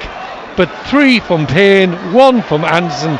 Fine response, incidentally, by Liam Mandeville at the other end to get Chesterfield back in it. But 2 goals, 1 in 45, and then the next 45 plus 5, that's 50th minute if you like, but we say 45 plus 5 is it's an astonishing scoreline. Colchester United 4, Chesterfield 1, and yet what we're emphasising is far from flattered, because they've had so many chances. And how often have we seen the U's this season much better than their opponents here at the JobServe Community Stadium, against Barrow, against Bristol Rovers, against someone else I momentarily forget, and they haven't won here. They've just not taken their chances. Crewe was the other one, wasn't it? Crewe was the other one, David. Thank you for reminding us, but that's not been the story of the first 52 minutes of this game. And Colchester United have created 7 or 8 really good chances, and they've converted 4 of them, and it's a hat-trick for Jack Payne, David Gregory. Yeah, absolutely fantastic. I mean, he'll feel that he's had a great help from his teammates, because 2 of them have been tap-ins with him making the box and getting in good areas, and then the third, from the penalty spot. So he'll feel he's been helped out. But it's a fantastic response, because I think Jack was a player that in that first 15-20 minutes of the second half last week, he wanted to make things happen, but yeah, he lost possession quite a few times. So fantastic response from him and from the team. The last man to touch the ball was Teddy Bishop, because ironically he ain't scored, but he was still outstanding in that first half. Anderson 1, Payne hat-trick, Mandeville's goal, let's hope, proves to be a footnote and nothing more, because the half-time score at the JobServe Community Stadium is Colchester United 4, Chesterfield 1. On BBC iPlayer, I'm going to fight till the death. 19 celebrities are about to enter the traitor's castle. But this game doesn't care who you are. I'm here to win. This is life or death, isn't it? In here, their glamorous lives count for nothing. National treasures. Go on. I want to win, I'm not going to lie. I want to win. It is a game at the end of the day. The Celebrity Traitors. May the worst person win. Starts Wednesday night on BBC iPlayer. Victoria Polly. BBC Essex Sport. Well, good afternoon to you from Victoria Polly on BBC Essex Sport, where Colchester United lead Chesterfield 4-1 at the break in League 2. A first half hat-trick for Jack Payne in that one. Southend United 1-0 up over Aldershot at Roots Hall. Andy Dallas with the only goal of that game. Should it be more for Southend United? What about at Cressing Road? Braintree Town hosting Sutton United. Peter Morris has been watching. It's 0-0 here. It started cagily enough, as you might expect, between two relegation candidates, both in very poor form. Sutton United had the earlier possession and territory. It was no surprise midway through the half when Lewis Simper, the former Concord Rangers man, got through in a shot that was turned around the post by Braintree keeper Mason Terry. But things then started to change midway through the half. On the left-hand side, with main playmaker James Vennings missing because he's suspended, the West Ham loanee Regan Clayton was allowed licence to push up on the left-hand side of the field, and his creativity has started to kick things up. There has been a hatful of chances. Marley Marshall Miranda with a low shot from an oblique angle, turned round the post. Shea Cooper's had one over and a free kick curled just wide. Terrell Works has had a really well worked free kick 1-2, shot just over and another one blocked. Aidan Francis Clark has also had a shot blocked. It's been building up. If they're going on in the second half in this way, surely one of these has got to go in. It is a big reward today, of course, because with both sides just below the relegation zone, Braintree need to pull themselves away. It's starting to go their way, but they still haven't got it over the line. Braintree 0, Sutton United 0. We'll have more updates in the second half from Pete at that one for you here on BBC Essex Sport. We are slightly staggered at half-time because Southend United finished much earlier in our commentary game on 95.3 FM, DAB and the BBC Sport website and app at half-time than Colchester United. So I won't run you through all of the scores around the country. You can find all of them on the BBC Sport website and app. Let me just tell you what is happening in the Premier League. Earlier it finished Leeds 1, Tottenham 2. Mohamed Kudus with the winner in that one. At half-time it's Arsenal 1, West Ham 0. Declan Rice with the only goal against his former club. And Manchester United 2, Sunderland 0. In the games affecting our teams in League 2, earlier it finished MK Dons 3, Gillingham 2 and Newport County 0, Swindon Town 1. The half-time scores: Barnet 1, Accrington Stanley 0. Goalless between Barrow and Shrewsbury Town. Bromley 2, Tranmere Rovers 1. Cambridge United 1, Crawley 0. Cheltenham against Fleetwood Town is goalless. Notts County 2, Oldham Athletic 0. Salford City 0, Grimsby Town 2 and Walsall 0, Bristol Rovers 1. But undoubtedly the standout scoreline is Colchester United 4, Chesterfield 1. In the National League, earlier it finished Gateshead 1, Boston United 3 and Hartlepool United 1, York City 2. Half-time scores, you just heard from Pete about the goalless scoreline at Braintree against Sutton. It's also goalless between Eastleigh and Solihull. Forest Green 0, Rochdale 1, goalless between Halifax and Brackley. You've heard Southend United 1, Aldershot Town 0. Second half commentary coming up of that one. Goalless between Tamworth and Morecambe.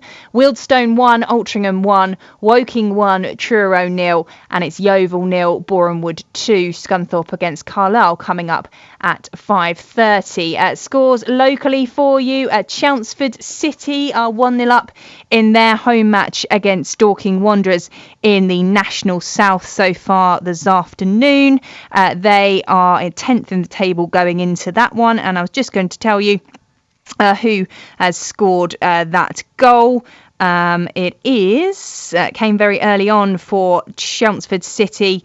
Shiloh Remy with the goal there. In the FA Trophy third qualifying round, it's Stanway Rovers 0, Uxbridge 0, Hamwell Town 0, Grays Athletic 0 Westfield 1, Brentwood Town 0, Averley 0, St Albans City 1, Broadbridge Heath 1, Billericay Town 1, Harrow Borough 1, Whittam Town 1, Chertsey Town 0, Tilbury 1, Waltham Abbey 2, Walthamstow 0, and Whitehawk 0, Canvey Island 1.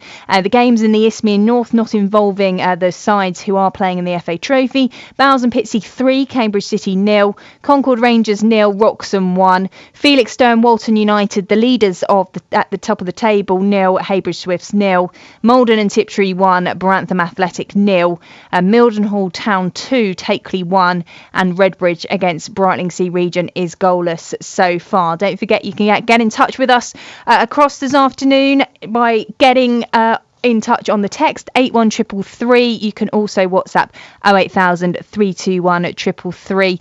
Make sure you start your messages with the word Essex. We will be back to our commentary game shortly. BBC Essex Sport.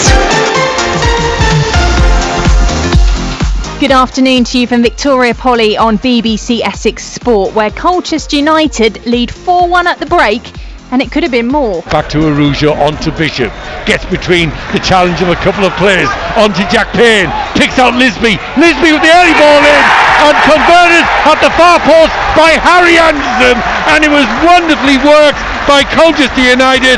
Colchester United 1, Chesterfield 0. Anderson's in space inside the penalty area, cover comes back, Anderson fails, did it well. Oh, he's 8 yards out, and he's got to get a bit of power on the shot. In fairness, he was immediately closed down by a couple of defenders, but he was poised to double his output in 7 minutes. Mistake by Chesterfield. Payne threads it through to Anderson. Anderson's first touch comes back to Payne, and the Youth double their lead. There was a slight bit of good fortune there when it came back off Anderson, but there was no good fortune about the calm, precise finish from Jack Payne. 13 minutes gone. Colchester United 2, Chesterfield 0.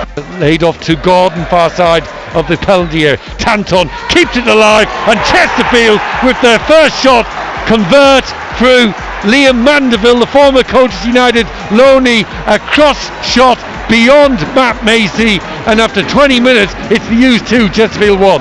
Out again Vincent Young. Lisby's onside, inside the penalty area. Chance to restore the advantage, and Jack Payne does so.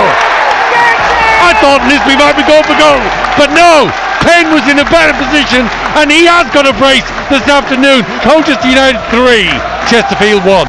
He's Teddy Bishop, pushed to ground, penalty kick to Colchester United. Jack Payne with the penalty for Colchester United, deep in stoppage time. Already 3-1 up. Jack Payne gets a hat-trick, his first ever hat-trick, of course, for Colchester United. Never in doubt, sent the keeper the wrong way. Colchester United 4, Chesterfield 1. So a first half hat-trick for Jack Payne for Colchester United. Who was the last Colchester United player to do that, I wonder? We'll be checking the stats book in the second half at Roots Hall. They're about to come out for the second half, and the Blues lead by 1-0 at the break. Boys, now to Dallas. Wants to put it through into Austin, who's left side of the penalty area now. Back to Boys. First time cross, looks for Dallas. He's had a Potter Forson. Needs to save in the post, but Dallas is there to follow it up. 1-0 Southend United. Dallas with a lion-esque roar in celebration. Can Southend build on that in the second half? We've got commentary for you from Roots Hall. Let's go over there now. 95.3 FM DAB and the BBC Sport website and app to listen to. It's 2 minutes past 4. And here on 103.5 BBC Essex Sport.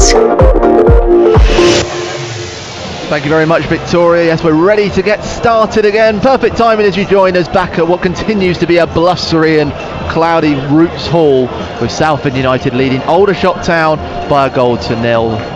The Blues, who are wearing their dark blue shirts and shorts and white socks, will play from right to left. The goalkeeper in bright green. Aldershot in all yellow, playing from left to right. The goalkeeper in orange. No changes for either side as referee Lewis Sando gets ready to get things back underway for a second 45 minutes in this National League clash. Oh, and Andy Dallas thought he'd heard the whistle, and now we're ready to get started as Barrett goes back to his centre-back Penman. managed to get it back inside Southend's final third. Abraham's trying to thread it through to Barrett, but unable to, intercepted by Taylor. I'll run you through the teams as throw-in is won by Aldershot. And Dengendy in goal for Southend. Taylor, Goodliff, Captain Ralph in the back three. Scott Morris on the right, Boys on the left, Morton in front of the defence. Appiah, Forson and Austin in midfield. Walker and Dallas leading the line for Aldershot Town. Dewhurst is in goal. Back three of Mullins, Jackson and Penman. Taylor on the right, Hill on the left. Anderson and Rye in the midfield. Abraham's in front of them with a pair of Thomas and Barrett leading the line. A good chance to bring in former Blues player and manager Paul Clark, because the referee has blown his whistle about 40 seconds into this second half. Another punishment for Harry Taylor, again hacking at the lad, pulling him down, and this time not getting away with it. But just important that Blues, if they're happy with that first half, just keep doing what you were doing in that first half. And then the only thing I would be highlighting is when it's a 50-50 ball anywhere, make sure you're in touching distance of a yellow shirt. Don't let anybody get away for nothing, because they're chasing the game a little bit, so they will have a little gamble, so you've got to make sure you see them out. So Josh Barrett, this free kick for Aldershot on the left wing on the far side, 15-16 yards out from the byline, hugging that wing.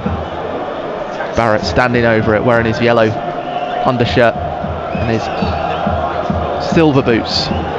This crossing it, we won't beat the first man, Scott Morris, whose clearance might be met by Walker going up against Aldershot's Hill. Hill goes down under pressure, and much to the anger of the fans in the West Stand, ends up giving away the free kick. That'll drive the Aldershot management mad, that one. Great chance to put the ball into a dangerous area, doesn't get it off the ground, hits the first defender. Tommy Widrington, a reminder, he's on a touchline ban, so he's sitting in the director's box to my left, watching things proceed with a warm cup of coffee. Meanwhile, attempted long ball from left to right is intercepted by Southend's Harry Boyes. Under pressure from Taylor, Bart manages to turn and find the spouse into Sam Austin, who's now on the left side of the penalty area, gets his head up, puts in a left-footed cross, goes beyond everybody coming into the penalty area, but the follow-up one by Southend's Boys, although Kean Anderson has managed to win it back for Aldershot, and they can get a counter going down the right wing on this near side. Abrahams has to turn back to Barrett for the ball from right to left. The spin almost caught out Scott Morris there, but it means it's a bit too much for Hill to chase. Scott Morris a bit nervy there, his eyes were a bit wide as the ball was floating in the air above him, but it does go out for a Southend thrown in their own half. That's unusual for Barrett there. He went for the $1 million ball. He had about 3 or 4 players within 20 yards of him that he could have played a simple pass to, but as I say, went for the big diagonal. It was never on, to be perfectly honest. Ball eventually cleared away by Southend's Taylor. The ball has fallen to Appiah Forson of Southend, cuts back as he's hugging that right wing into Morton, and Scott Morris goes back to Taylor. Morton in front of him is able to turn away from Barrett, find Austin on the left edge of the centre circle, and that's worked out to Boys on this left wing. Ralph's made an overlapping run. It's a good bit of pressure this from Southend if they can make something from it. Ralph taking him on, gives it to Boys, making the overlapping run onto the byline, left edge of the penalty area, puts it across the penalty area, but it punched away by Dewhurst, and it falls to Aldershot's Abrahams to try and break away. Twisting and turning. Anderson out to his right with Taylor wearing his bright red boots, gets his head up, he's put this one into the penalty area, and Dengendy gives the call to Goodliff to leave it, and Goodliff got his ears up and we heard the call. Solihull Moors taking the lead at Silver Lake Stadium early in the second half, 1-0 over Eastleigh. That was good from Colin then, because it's important that he made his mind up and was positive about what he did, because that ball's going to hold up in the wind, and having given the shout, now Ben Goodliff knows he's got to do is protect him as he comes out for it and don't let anyone get a shot at him. Morton. Halifax Town have taken a 1-0 lead over Brackley Town at the Shaman Stadium. Morton putting the ball out to the right with Appiah Forson, helps it on to Taylor as Southend get over the halfway line on that far side. Taylor may keep continuing his run inside, out to Walker, right side of the penalty area, up against Hill, and Penman trying to close him out, the Brighton Hove Albion Academy man. Scott Morris and Appiah Forson keep the ball alive. It's threaded into Scott Morris now, puts the first time cross into the 6-yard box, but no one else in blue around the orange keeper and Marcus Dewhurst, who wants to play it short and get on with it, and as it was played across the back line, Austin almost intercepting, but Mullins getting there. Taylor's pass blocks out by Southend's boys, and there will be an Aldershot throw-in on the right wing on this near side. That was close to the It was close shave to say the least. Yeah, I think it was Anderson. It was Anderson that had played the ball from pretty much the middle of his own half to the left. He was looking for Mullins, but I don't think he quite was aware of where Austin was. Meanwhile, throw in for Southend in front of Kevin Mayer's technical area. Boys with the ball in his hand, wearing his bright green boots. So Austin in the bright pink. There's a bit of a wrestling match going on between Anderson and Boys, but Boys comes out the better of it and is able to drive into Aldershot's half, pushes it out to the left side of the penalty area, into Walker, who's in there now, taking on a couple of Aldershot men. Mullins is the last touch for Aldershot, and it's the first corner kick of the second half, fourth of the game for Southend on this left corner near side. Kevin, a little frustrated that Walker didn't go to ground there. I think he thought there was a bit of contact, but to me, fair play to Walker for staying on his feet, because there was just half a chance that he was going to nick it around the defender and come up with a shot on goal. Kevin Mayer looking for only his second win in 6 games as Aldershot. That's what he did as a player. Short to James Morton, puts it into the edge of the 6-yard box, cleared away by Aldershot. Morton trying to keep it in, and it's judged to go off Abraham's last, so it will be a take 2 at the corner kick. Did well there, Morton, because again Aldershot tried to leave the 2 up, and Blues had 2 back with Morton in front of them, so Morton went, alright, I'll be brave, I'll go and get the ball short, which made the defence of his forward go back with Boys' corner aims for the far post and ahead of Nathan Ralph, but it's met by Aldershot's Mullins. Foul has been conceded on the number 24 of Aldershot by the captain Nathan Ralph. Aldershot tried to play it quickly, but we go back to take that restart inside the penalty area. Yeah, it was only about 15 yards away from where Nathan Ralph fouled the lad, so the referee wouldn't have it. They would have broken quickly, but played too much advantage from where they took it. 7 minutes into this second half, Southend leading Aldershot by 1-0 thanks to Andy Dallas's first half strike. We're sticking with Andy Dallas, are we? I'm looking around at other sources, and there has been saying Andy Dallas, and that seems to be the general consensus. Maybe 80% Keenan Apiaforce and 20% Andy Dallas. Let's go with that. 0.2 of a goal. Nathan Ralph gets his head up for Southend, launches this towards the middle of Aldershot's half. The header from Jackson is met by Harry Boys at the follow-up, and he does win a foul off of Keane Anderson coming into the squad for Aldershot. So first one conceded them in this second half. Played quickly out to the left wing on this near side. Austin asking for the overlapping run of Boys.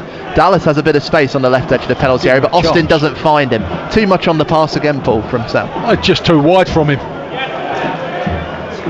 Abrahams picks it up for Aldershot inside his own half. Anderson into the middle of the centre circle, but Taylor read it well to get there ahead of Kekan Rai. And now there's a bit of space for Dallas on this left wing as he makes his way into the penalty area. Wants to cut inside, which he will. Shoot right-footed. The spin might fall to Walker inside the penalty area.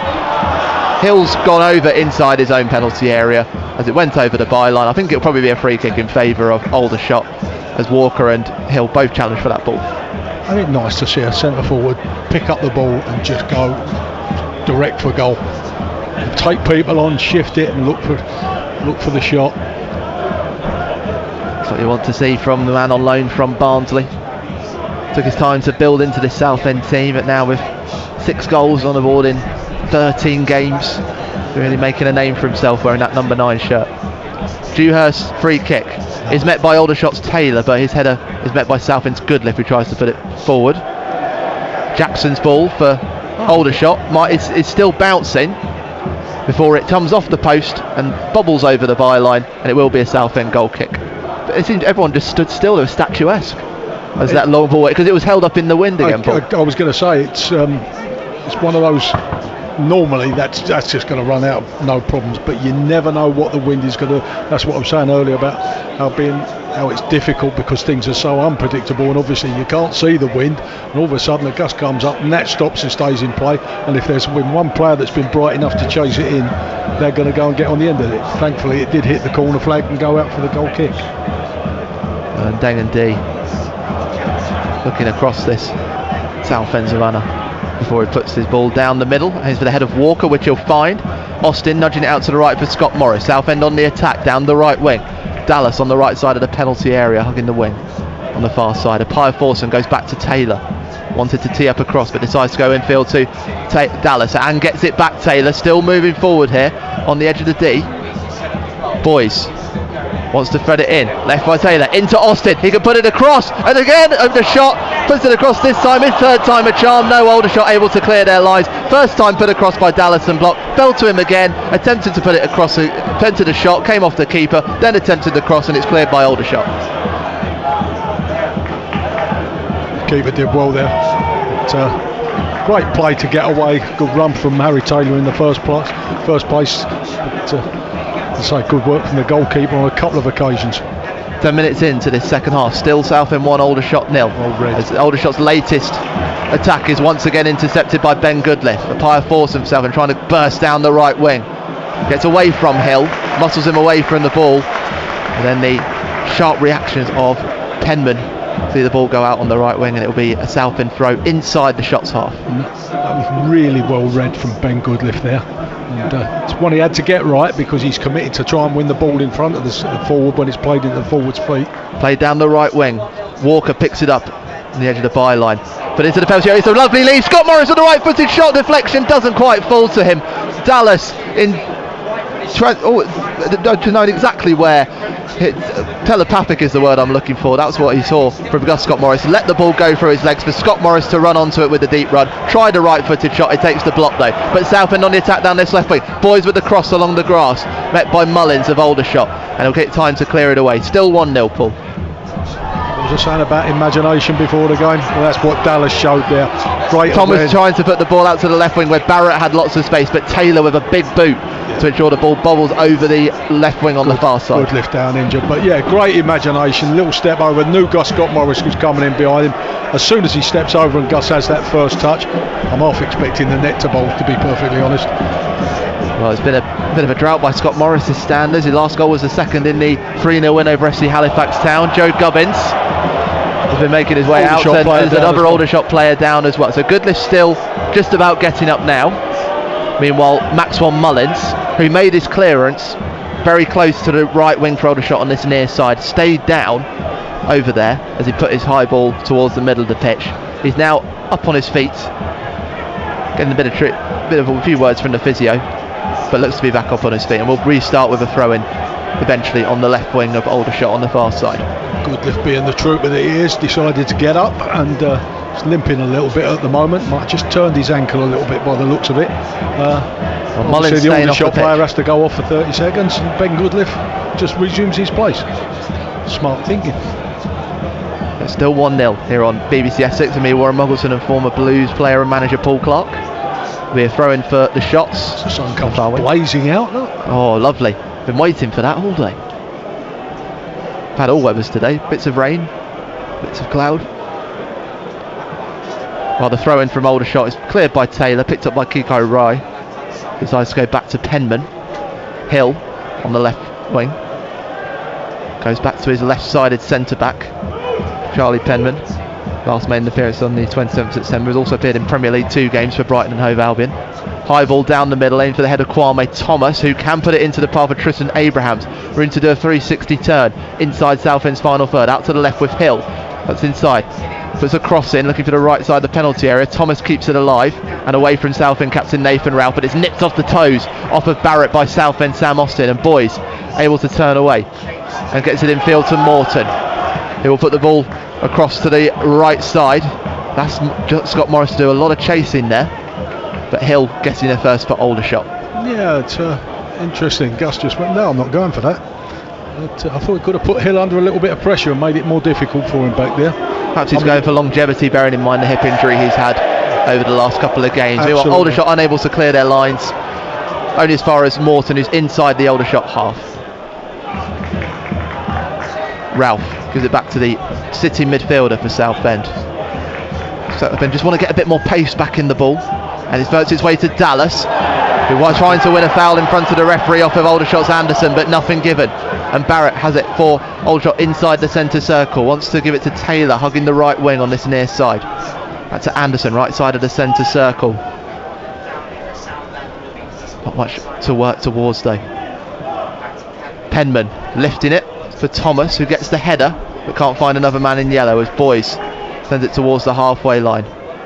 Met by Jackson, but Apaya Forson tries to muscle Rye off the ball, which he does, and gets a warm round of applause for his efforts. And he'll continue this attack for Southend down the right wing, putting it into Josh Walker. He'll need to put this ball in first time, but Penman winning it first, puts it over the byline. So a corner kick for Southend on the right corner in front of the South Bank on the far side. It was an important tackle for him to make as well, because Austin had made the run forward, and if they could have got that ball across the 6 yard or across the penalty area, Austin was waiting at the back post just to touch and tap it in. It was an important challenge from the Aldershot player. Great work from Apaya Forson, winning the ball back first and then starting that move down the right. That's what he does though, isn't it? That's what he does. He's dogged like that. Mark Bentley certainly was talking about that on the pre-match interview, which is on the club feed on BBC Sounds.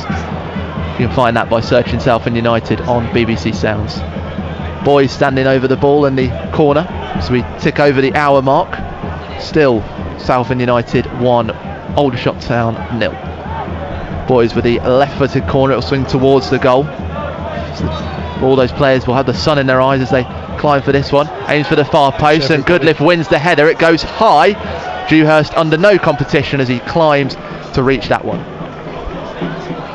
Puts it out to his right side, where Taylor has to get his legs stretching like a gazelle, but unable to on this occasion. Goes back to Mullins, who put it high down the right wing, straight onto the head of Ben Goodliff once again. Ralph wanting to keep the ball in, but it's judged to have already gone out according to the linesman Michael Chards. Damith Bandara on the far side, so a throw in for the Shots inside their own half. We'll get an update from Cressing Road shortly. We'll see what Aldershot can do with this throw in as Boys and Thomas wrestle for it. They will get another throw in further down the field. Let's get a very quick update from Cressing Road. Braintree taking on Sutton United. Peter Morris is there. Still 0-0. Braintree on top, but they've only had one really dangerous chance, and George Langston's long throw-ins, you normally expect them to go to the near side of the 6 yard box. The wind took it to the far side, and Aidan Francis Clark powered a header just over. 0-0. So Aldershot unable to get and make anything from their throw-in further down the Southend half, although Abraham's trying to win it off of Walker, although a miscommunication between Aldershot means that Walker's able to break into their half. Quickly surrounded by a wall of yellow, puts it out to the left where Dallas was waiting. Not enough on it though, and Aldershot's Taylor able to sneak in and win the ball back for the Shots on what could have been a dangerous counter-attack. Paul Clark. Yeah, Abrahams and Taylor both getting in each other's way there, and the ball bouncing off the two of them and allowing Walker to run away with it. Yeah, game just settling down in the second half. It was a bit of a bright start really for the visitors after the opening seconds, and then a couple of chances for Southend, who have that lead through Andy Dallas, but not the scant chances in front of goal in this second half. Only 2 shots on goal compared to the 12 that they had in the first half. From the throw in on the left wing, the near side, Boys back to Ralph, aiming for the head of Walker, who takes it under control and gets it into Austin. Dallas on the left, edge of the penalty area. Austin with the overlapping run, trying to make his way into the penalty area on the left side. Goes back to Boys, wanted to cross first time but it wasn't there. Dallas will take on Anderson, puts it across the park into Scott Morris, but it's just pushed beyond him by Hill of Aldershot, and Barrett wanting to counter-attack quickly, lifts it towards Thomas, but it's over his head, and then Dengendy will gladly accept that gift as it bounces towards him. He's had nothing to work with, Thomas, has he? He's very little service, and what he has got hasn't been the greatest quality, thankfully for Blues. There was a great chance just to put it down the side of the centre half there, but Barrett's decided to try and hit him with it, and having missed him, just goes harmlessly through. Yeah, Kwame Thomas, tough season last year as he joined Aldershot from Ebbsfleet United, and I mean, a tough one. 3 goals in 13 games for him this season. Jackson of Aldershot putting it across the defence. Sun continuing to beat down on this what is now a bright October Saturday afternoon in Southend. Ryan Barrett combining to get the ball out to the left, where Hill wants to thread it into Thomas, who gets it to his feet and is able to turn. Goes behind Barrett because he spotted Taylor on the right wing on the near side. Barrett out to the middle of Southend's half, where Anderson waits. A couple of changes going to be coming shortly for Aldershot. Mullins has ventured into the Southend half. Boys wins it off of Taylor, but his clearance goes over the right wing. Mullins has had it, I think. Yeah, he picked up a knock, didn't he? So he seems to have picked up a knock of some sort when he made a clearance about 5 minutes ago. So it's clear to see why Claridge, the centre-back, is preparing to come on. And they're also preparing to bring on midfielder Theo Widrington, son of manager Tommy. Jackson, back to his keeper Dewhurst. Aldershot kicking from left to right. Penman out on the far wing. There seems to be a spot on the right side of the centre circle that picks up a lot of water. Whenever players run over it, there's a lot of droplets bouncing off. Ball's played from left to right, looking for Taylor to get onto it. Boys is underneath it. He gets a shove in the back and he'll win a free kick off of the number 28 for Aldershot. Clever play from Harry Boyes. Yeah, and not clever play from Taylor. But, a bit senseless giving away a free kick in that position, and as you say, the substitution's about to be made. First one we'll see Theo Widrington come on in place of Kikai Rai, as the first ever Nepalese professional football player in England. In place of Widrington. These substitutions coming after 66 minutes, and the second substitution, as you said, Paul, will be the injury enforced one, with Mullins coming off and Claridge coming on in his place for Aldershot Town. Yeah, when he took that knock, and then when he picked that ball up just a few moments ago and tried to play it out wide, give it away far too heavy, turn round straight away and set the bet that this is no good. I mean, it wouldn't be maybe added to a very long injury list for Aldershot Town. 5 names on it before today with long-term injuries. Well, from the free kick, and Dengan D for Southend, kicking from right to left, looking for the head of Dallas, but headed away by Jackson. And Southend with a throw in inside the Aldershot half. Boys will step up to take this one. When the options around him, we approach the last quarter of this game. Austin making a looping run, but Boys not spotting him. Boys deciding to take on Anderson himself. Room for a cross as it makes its way across the penalty area. Picked up on the right side by Pier Forson. That was a dangerous cross from Harry Boys, but no Southend man able to get onto it. It might fall to Scott Morris, who's on the edge of the penalty area. Back to a Pier Forson. Looks for the first time cross at the far post is Austin. Can't head it into a dangerous area. Will do second time, but no one in the 6-yard box except the Aldershot goalkeeper, Marcus Dewhurst. That was old-fashioned wing play from Harry Boys, wasn't it? 1 against 1 with a fullback, took him on and whipped in a great cross. Love to see that. I suspect it's probably the first role of Claridge, the Aldershot defender, just to dip that above the likes of Dallas and Walker inside the penalty area. I'll tell you who else will love that. Centre forwards, they see Harry Boys taking people on, knowing that as soon as he gets a chance he's going to put the cross in. Claridge has threaded this one into Barrett. He's into the penalty area, puts a back flick into Abrahams, turning away from goal to Widrington. First time into Anderson, edge of the penalty area, left side of the D.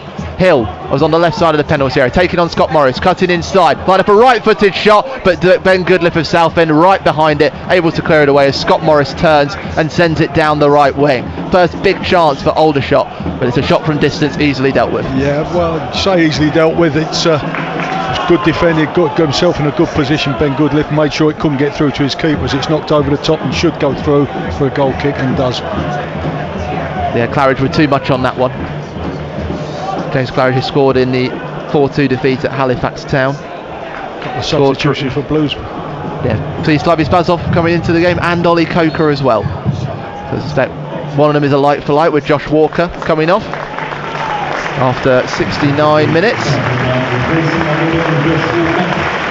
Not quite able to get himself on the scoreboard today, Paul, but again doing a lot of hard work for Southend.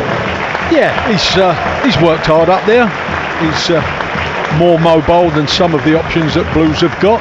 So when you're missing someone like Charlie Kendall, who gives you that running along the line and in behind, Walker comes in and does that sort of thing. But probably not quite as successful at the moment. But yeah, he was worth his place, and it's Austin making way for Coker. That's the second change for them.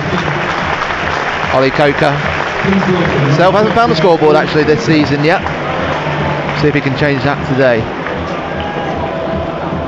Again, Austin got himself in good little areas. He played a part in pretty much everything albeit like bit parts all the time. He wasn't the one that was getting on the end of things or playing the killer pass, but he was the one that was linking things up. So if there was like a couple of 1-2s, he was the man that they were bouncing it off.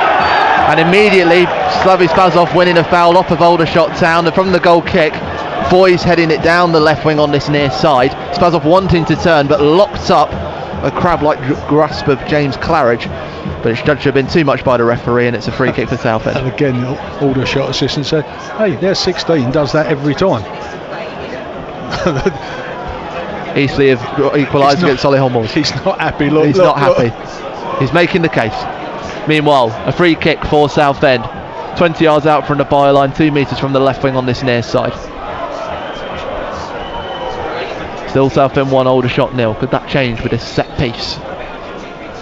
Goodliff has gone up 4. Boys in for the near post. Scott Morris trying to get a boot onto it. It just goes beyond him. Claridge has to put a touch onto it. Boys has just certainly found his crossing feet.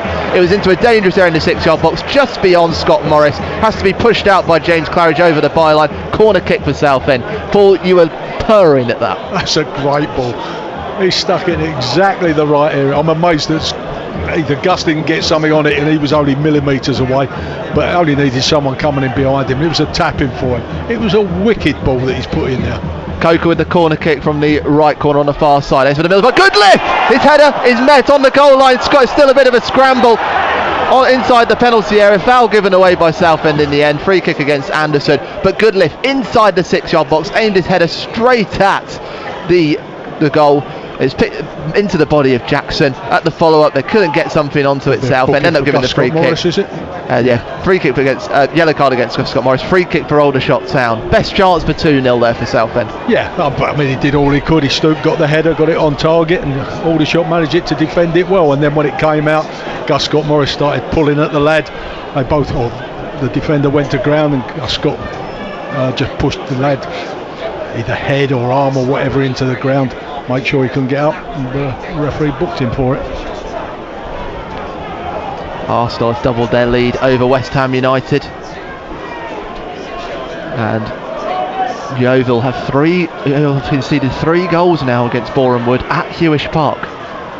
They really picked up momentum, but the Wood certainly have some of their own as their best ever start to a National League season. Aldershot not able to make anything out of the free kick from their own penalty area, and we restart with a Southend throw-in inside their own half. Ralph having this one high down the left wing, set it away by Claridge under the pressure of Spazov, and we are throwing for Southend, this time in a dangerous area as Dallas takes it quickly to go back to Boys. No one really in blue to aim at. Scott Morris is on his own on the far side of the penalty area as Boys continues to drive towards the penalty area. Out to Dallas on the left wing. Boys with the overlapping run. Now he's got himself inside the penalty area. Room for a cross as well. At the far post. Spazov's there. 2-0. There's another impact sub for you. 2 in 2 weeks. Slavi Spazov sneaking in as another perfect cross from Harry Boys was placed into the 6-yard box, and Slavi Spazov scores his first goal at Roots Hall, his second of the season, and he's sworn by his teammates in front of the South Stand. Southend United 2, Aldershot Town 0. Yeah, we've said many times, forwards love and defenders hate an early cross, and you normally say to the winger, get it out your feet and cross it. Boys didn't do that. He didn't even bother getting it out of his feet. It was stuck under him, so he just went dink, stood it up into the area, and everybody else was flat-footed because everybody expected to do something with the ball, to move it and then get across, and the fact that he dug it out took everybody by surprise. As we were saying before the game, do the unexpected, you'll catch defenders out, and Spazov couldn't miss, let's be fair. It was a great delivery from him. Well, Harry Boys keeping his balance, and Slavi Spazov sneaking in like the wiliest of foxes in the penalty box. 3 changes for Aldershot Town. One of them is Hadi Gandor. The other one is the number 7 Cameron Hargreaves, and we're waiting for James Henry to come on. Jackson's come off in the meantime, so there's going to be a big change of shape for Aldershot Town here, Paul, as well, as we see how these changes impact things. So one of the changes I can definitely confirm is Ben Jackson, the central defender. Ryan Hill's still on. We've Also seen Archie Taylor come off. And then it looks like the other change was Tristan Abrahams as well. So 3 changes as Aldershot Town looks to get themselves on the front, get themselves in a scoring position. They've got a free kick opportunity inside Southend's half ball. Yeah, they played a little short kick-off, played it, got it back, and then turned and run at Blues, and Barrett picked it up, probably got about 15 yards into the Southend half, and then got tripped from behind. So we've got a chance just to load this ball up from, as I say, just outside the centre circle and drop it into the penalty area.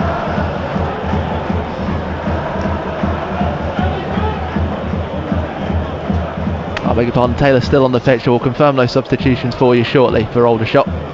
But Archie Taylor, the one standing over the ball just on the edge of the centre circle, decides to go to his left, where Hill will put this high from left to right, looking for Kwame Thomas, who does win the header. Hargreaves putting it into the penalty area, but Goodliff able to clear it away. The clearance will fall to Southend's Dallas. An opportunity for Southend to counter here as Dallas gets his head up and puts the ball from left to right. Hill letting the header onto the ball for Aldershot before tracking back to his own penalty area. Still under pressure from Appiah Forson, goes back to his keeper Dewhurst though.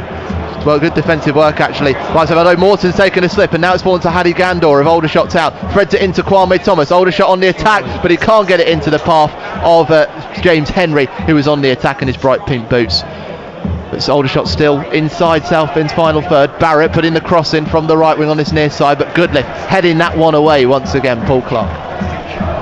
Blues were just stretched for a moment. Thankfully, it's threaded on the near side. Offside flag goes up against Paddy Gandor as he picked up the ball inside the penalty area left side. Restart for Southend, who'll feel they can take a moment's breath after having got the goal. They're put under real pressure by Aldershot. I think Boyce has got a little knock in the eye, has he? Just referee just coming across. Yeah, someone just flung an arm out. I think either caught him across the bridge of the nose or caught his eye.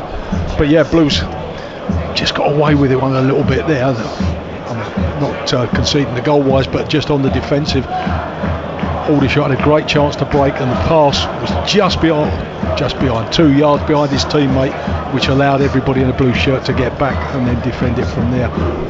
Someone's got a problem on the far side for Blues. Just see a couple of players making noises to the bench about maybe changing someone. They might as well. They've seen Mark Bentley's got his pad out again, and they're seeing changes coming. Might be Gus Scott Morris, you know. Might be. He threads the ball down the right wing though for Andy Dallas to chase into the corner. Puts a cross in first time, but blocked by Hill. Just to confirm that third change. So the changes for Aldershot were Cameron Hargreaves coming on for Keane Anderson. The second substitution was Ben Jackson coming off for number 17 James Henry, and then the third substitution was Tristan Abrahams coming off for 23 Paddy Gandor. So that's all 5 changes used for Aldershot with 12 minutes of time left. Southend have only used 2. Throw-in comes from the right wing from Scott Morris. Gets it back to his feet. Wants to make room for a cross. Richie Willie whips it towards the near post on that right side. But it's picked up by Marcus Dewhurst. Spazov not quite able to get in position to threaten. And Aaron Curry making that very point to them. Someone's got to get across that goalkeeper at the near post. Aldershot working from that left side where the shadow of the West Stand is growing longer across the field.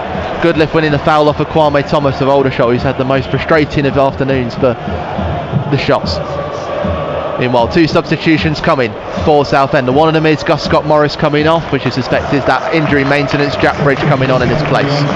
Yeah, there were a couple of times in that first half where if there wasn't a great deal on it, like a goal scoring opportunity, Gus never went for him.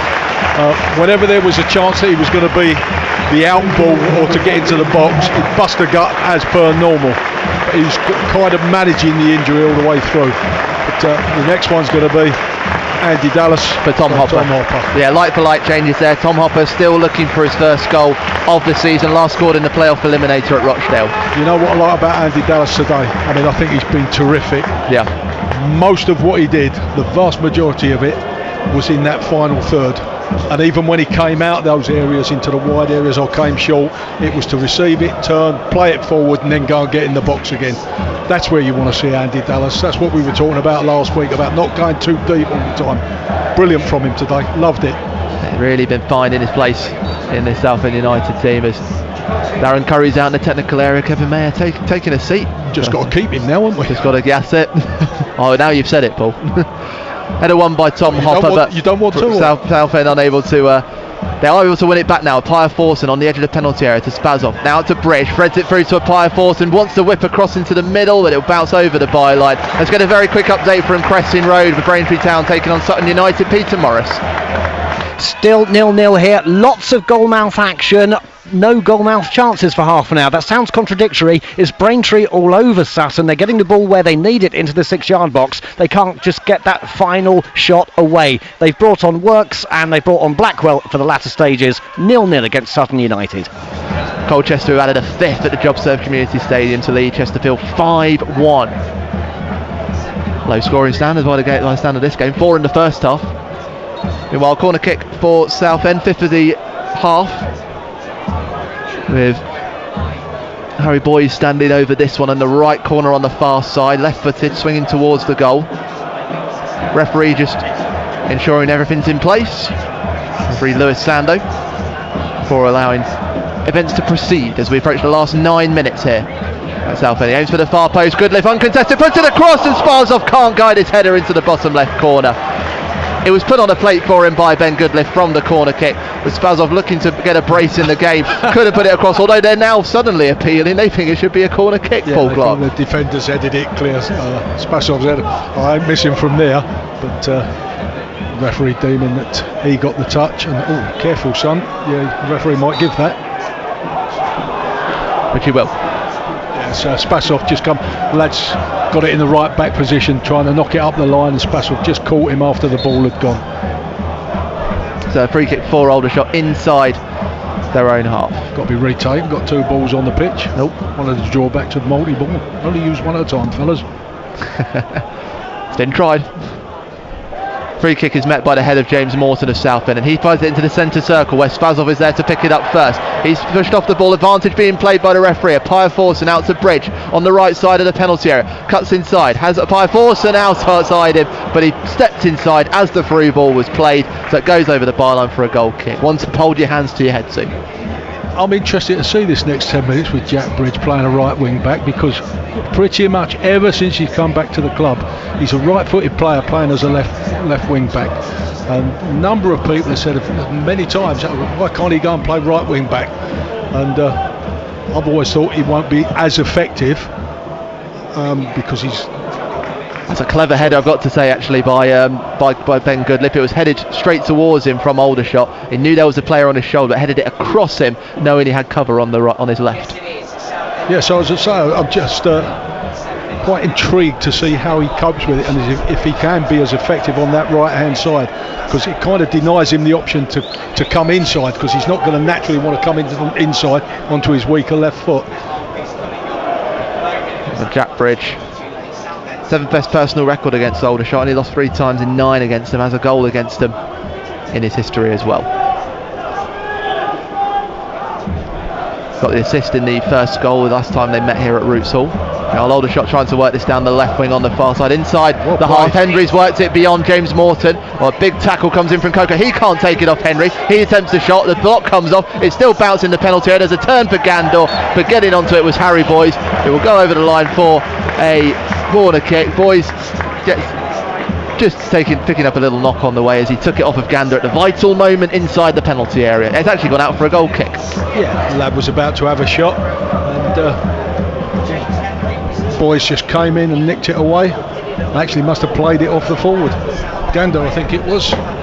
Yes. I think he must have just bounced it off him because goal kick's been given. How do you get 7,754 fans in attendance today, with 295 of them coming from Aldershot Town. So still big crowds for Southend United. That's the cheer you can hear for the 295 who made their way round the M25 to come to Roots Hall. Numbers continuing to make their way down to Roots Hall. Tom Hopper trying to muscle Taylor of Aldershot off the ball inside his own final third, but Taylor having to turn away from and get support from his goalkeeper Dewhurst on the edge of the penalty area. His clearance only finds the feet of Morton of Southend, and Ralph can put them back in possession. Again, just a little bit rushed as he came in to put the ball out for a throw-in. Yeah, I think Kevin Mayer might be making the point. Was never going to have that much time, but he just wants to curl it down into the corner and let it run out of play, get it off down there. But listen, it ain't going to work if it's sitting in K-Row, is it? 5 minutes of normal time left at Roots Hall. Still Southend United 2, Aldershot Town 0. Boys turning away from Kwame Thomas and finding the feet of Sparzov. But Mossel away from 2 tackles, but a tackle from Claridge though at the second go has won the ball for Aldershot. Kevin Mayer thinks there should have been a foul on him, certainly the last man in the defence, but referee says nothing given. I think he's just caught his ankle. I turned his ankle. Meanwhile, high ball played towards the middle, offside goes against Kwame Thomas. Restart for Southend in their own half. I think the lad's just hooked it, and the referee hasn't noticed that Spassov down injured at the moment. Yeah. He's over there, ref. Look, turn round and look over his shoulder. Yeah, still hasn't looked yet. There? That's it. Yeah, now he's spotted it. Right, Spassov's back up on his feet, wearing his purple and red boots, and limping away, making sure the referee knows. As I say, I think he just got contact on the ankle bone, and that will wake him up, by the way. But he'll run it off. He'll be okay. We get Southend back in action next Saturday after this. So they start their FA Cup campaign at home to Folkestone Invicta. Braintree Town against Farnborough. Averley host Gateshead. Chelmsford City host Chippenham. Billericay on the road at Spennymoor, Malden and Tiptree hosting Flatwell Heath. Coverage of those games on BBC Essex Sport in an FA Cup special. Well, a free kick down the right wing for Southend on the far side. Picked up, the header flicked on by Hopper, and Spassov working to keep it in. It's pushed out by Aldershot's Penman, and it will be a throw in for the Blues, in very close to the corner. He's having a good old limp though, Spassov, hasn't he? Look. He did. What a recovery. I said, look, he's just give a hand up to John Gowers. No, I'm all right. Good lad. Good lad. Throw-ins played short by Bridge and Appiah Forson. Trying to thread it into Hopper, who turned away from the ball, and it's cleared away by Aldershot, only as far as Ralph, who's still inside the shots half, pushes it out to the right wing. Bridge keeping it in. It's approaching the 87th minute. Bridge able to turn and get away from Hargreaves, driving towards the right side of the penalty area. Hopper putting it across into the middle. Penman blocks. Another corner kick for Southend. Yeah, they've had a lot of joy just sliding the ball down the sides of defenders.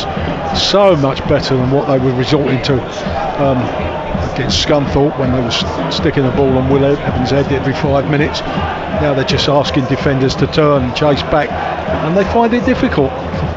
We will be seeing James Morton coming off before full time. It looks like the substitution of Cav Miley's being prepared. Before that though, there'll be a corner kick. Jack Bridge to take this one from the right corner on the far side with his right foot. Swing away from the goal. Ralph with the header, and it's the third goal for Southend. The face mask comes off.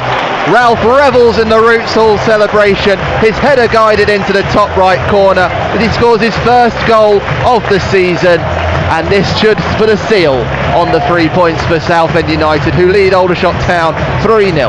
But number one, what a good delivery from Jack Bridge. He's drilled that towards the penalty spot, really. Again, it's unusual for that right hand side. Jack Bridge doesn't normally get involved with corners from that right hand side. He struck that beautifully, coming towards the penalty spot. And you watch Nathan Ralph, got a strong left arm up, holding the defender off. So he'd already got the run on the defender, got in front of him, that strong left arm holds him on, and then he's just buried the header in the top corner. Really well worked corner. Well, Nathan Ralph with beady eyes on the pinpoint accurate ball, and put a mountain goat-esque header onto it into the corner. Nothing that Dewhurst could do as he disintegrated behind the ball. And a third goal for Southend, looking like they're heading towards victory at Roots Hall once again. A substitution just to confirm, James Morton coming off, Cav Miley on for the last minute of normal time or whatever stoppage we get. Done well, James Morton as well.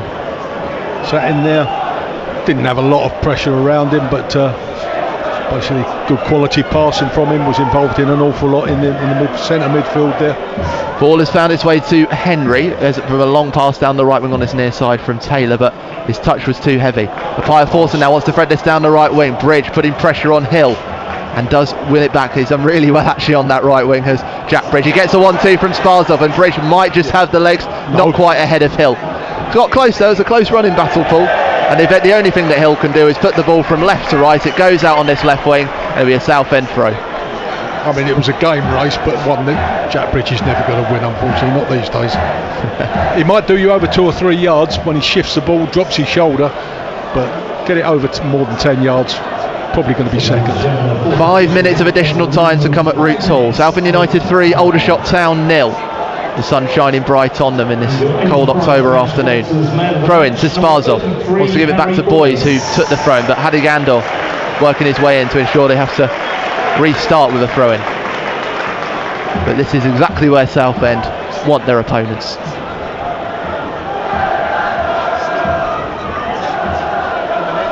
Boys happy to take his time and work this one. Assessed his options. Coker turning away from the wing. And back Miley going all the way back to Goodliff, who almost has Ndengendi alongside him to his right, making Kwame Thomas do some running. It's played down the middle for Sparzov to try and get onto. Ball will take a bounce before it goes to the gloves of Marcus Dewhurst. Sparzov just putting a bit of threat on the back line of Aldershot. Poor old Colin still gets a roll again, getting told put it down into the channels. 3-0 up, fellas, it don't matter. High ball from the right. Taylor heading into the path of Goodliff, and then back for Taylor to chase. And again, Goodliff has, I think barely anything's gone past him today, Paul. No, he's does what Ben Goodliff does as we break. Well, Taylor breaking down the right wing, threads it to Hopper, who's right side of the penalty area, back to Coker. It doesn't quite fall to him thanks to the intervention of Penman, but that could have been on for number 4. Yeah, he did the right thing, trying to cut it back, but the defender read it and just put the anchors on to try to cut the space off. If you're an informed Tom Hopper, you see the defender do that and then you take it again and leave him for dead.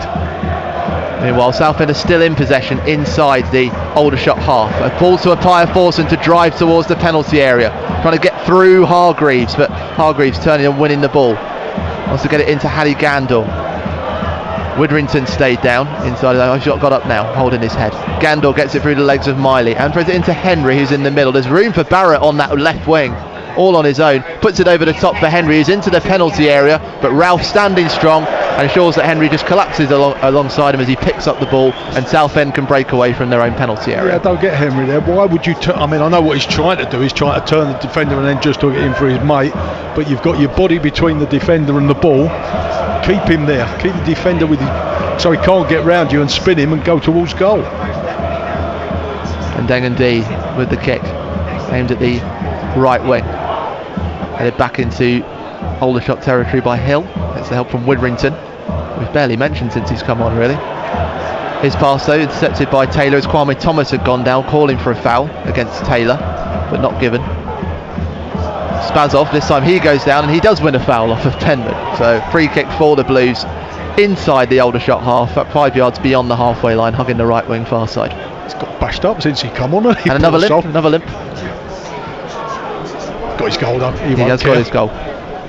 He's in the right place for it as well. How's Taylor kept on his feet as well to put that cross in, as he looked like he was balancing. It's taped quickly down the right wing. Sparzov on the right side of the penalty. Cuts a couple of oversteps. Going for the shots, right left-footed, but straight at the goalkeeper Marcus Dewhurst. Sparzov, his eyes wide as he wanted to get his second goal of the game, but put it straight at the goalkeeper. Yeah, listen, I've seen very little of him, but lovely little step over from him. Meanwhile, Hadi Gandor picking up for Aldershot, who I mean, they're some of their most open play in the latter stage of this game. Out to Barrett, left side of the penalty area, up against Goodliff. It's got inside the 6-yard box. Miley will clear that one away, and Taylor picks it up inside his own penalty area and can drive again at its Aldershot defence. You can see Coker in loads of space on his left side, but cuts it out to Bridge down the right. It's pretty much 4 against 3 for Southend, going up against the defenders. Bridge trying to cut inside, but Aldershot's Hill takes it off his boot. Threads it down the left wing into the last minute of this additional time. Still Southend United 3, Aldershot Town 0. Hargreaves in the centre circle, out to the right, where Taylor is advancing.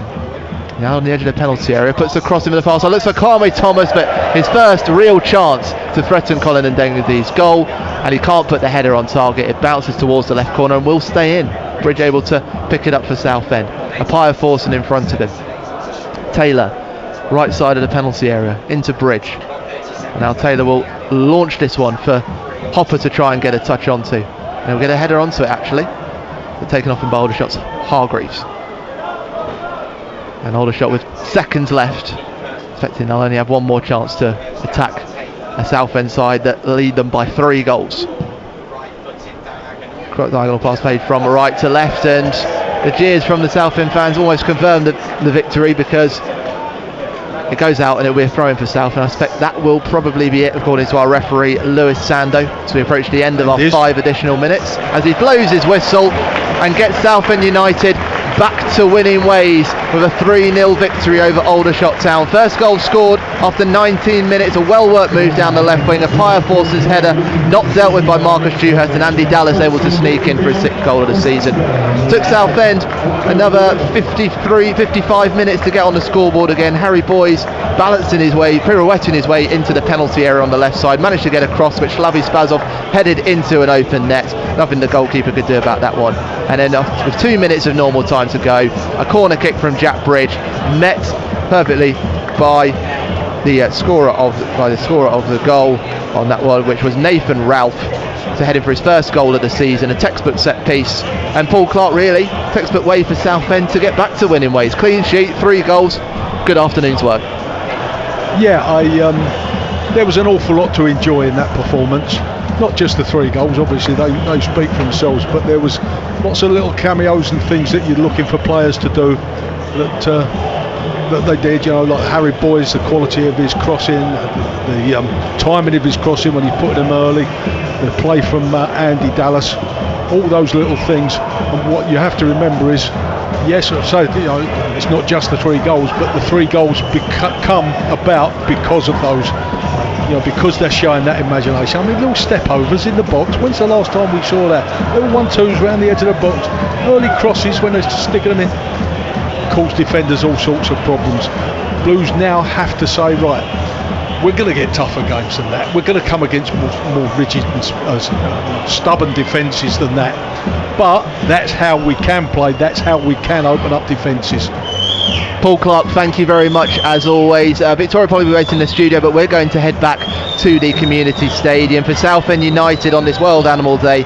They tackled like lions, they have put balls flying in like eagles, and on 3 occasions they pounced like sharks to get a bite back and get back to winning ways in the National League. Full time at Roots Hall, Southend United 3, Aldershot Town 0. Let's go over to the JobServe Community Stadium. Colchester United leading Chesterfield 5-1 last time we were there. Here's used midfielder David Gregory and your commentator Neil Kelly. Because as you join us all frequencies, terrific result for Southend United. They've beaten Aldershot Town by 3 goals to 0. The man of the match here at the JobServe Community Stadium is Jack Payne with that hat-trick, but there have been some stellar performances from other players, including now substituted Teddy Bishop. But here is the man of the match, Jack Payne, gets it back, edge of the penalty area, he's on 3, he wouldn't complain if he got 4, he'd love that. I'm sure he's never done that before in his career. Took it outside to Arthur Reed. Arthur Reed tackled. James Berry got a goal back for Chesterfield, and he passes it out to the right hand side to Stirk to Naylor. Stirk back on the halfway line. 2 minutes of 7 of stoppage time. I can understand why we had so much stoppage time in the first half. I'm a bit surprised, David, we've got so much extra time in the second half. Notts County have won by 3 goals to 1. Grimsby won 2-0 at Salford. That's where we are next Saturday, midweek. It's the Virtue Trophy at the JobServe Community Stadium. Next Saturday, Blundell Park, Grimsby versus Colchester United. Get yourself up to Humberside to watch that. Corner kick for Chesterfield. Met at the near post by Tavide, out to Payne, who hits in space beyond the halfway line. But if you can't get there, 103.5 FM 103.5 and Freeview 716, Grimsby versus Colchester United. More immediately, the U's are in action against Gillingham in the Virtue Trophy on Tuesday. Don't think it's finished at Cressing Road. Braintree drawing 0-0. It has now finished. I think the Iron will be disappointed that they haven't won that one. The U's don't want to give Chesterfield another goal. Kane Vincent Young with the clearing header towards halfway line. The outcome of this game is decided. It is going to be the U's first win in 8.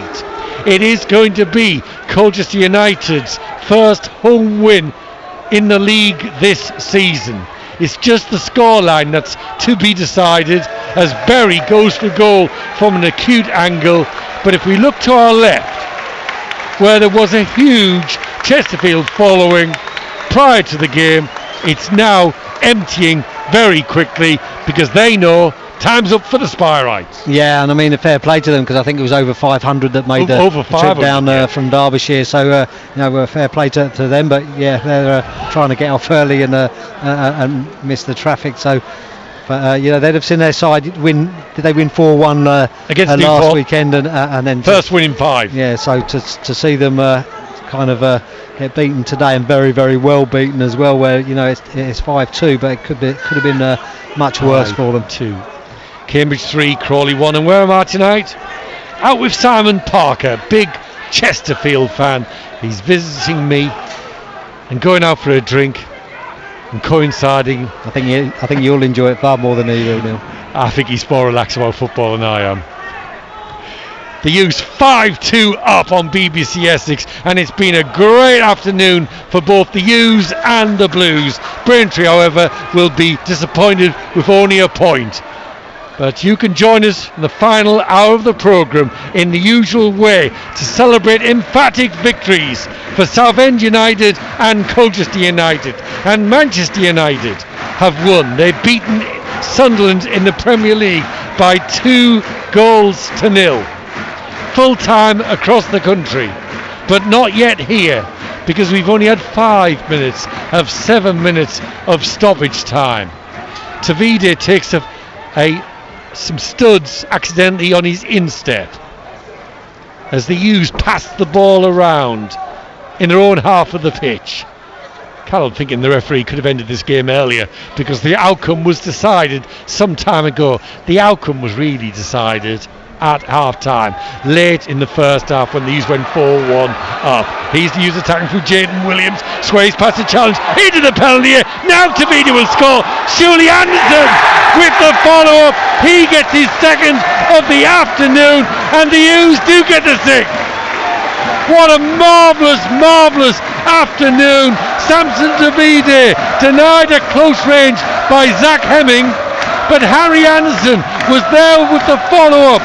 Anderson started the scoring on this glorious afternoon for the Utes, and Shuley's finished the scoring. And at the JobServe Community Stadium, when have we had a scoreline like this? Colchester United 6, Chesterfield 2.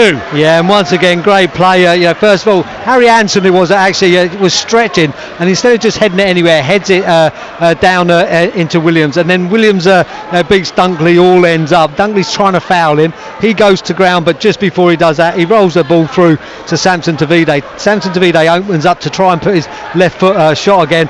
For me, once again, makes the wrong decision. Even from up here, it looked like it was easy to read for Hemmings which way he was going. So the keeper dives to his right and makes a save. But Anderson hasn't just rested on his laurels, even though we're 5 minutes into the 7 of extra time.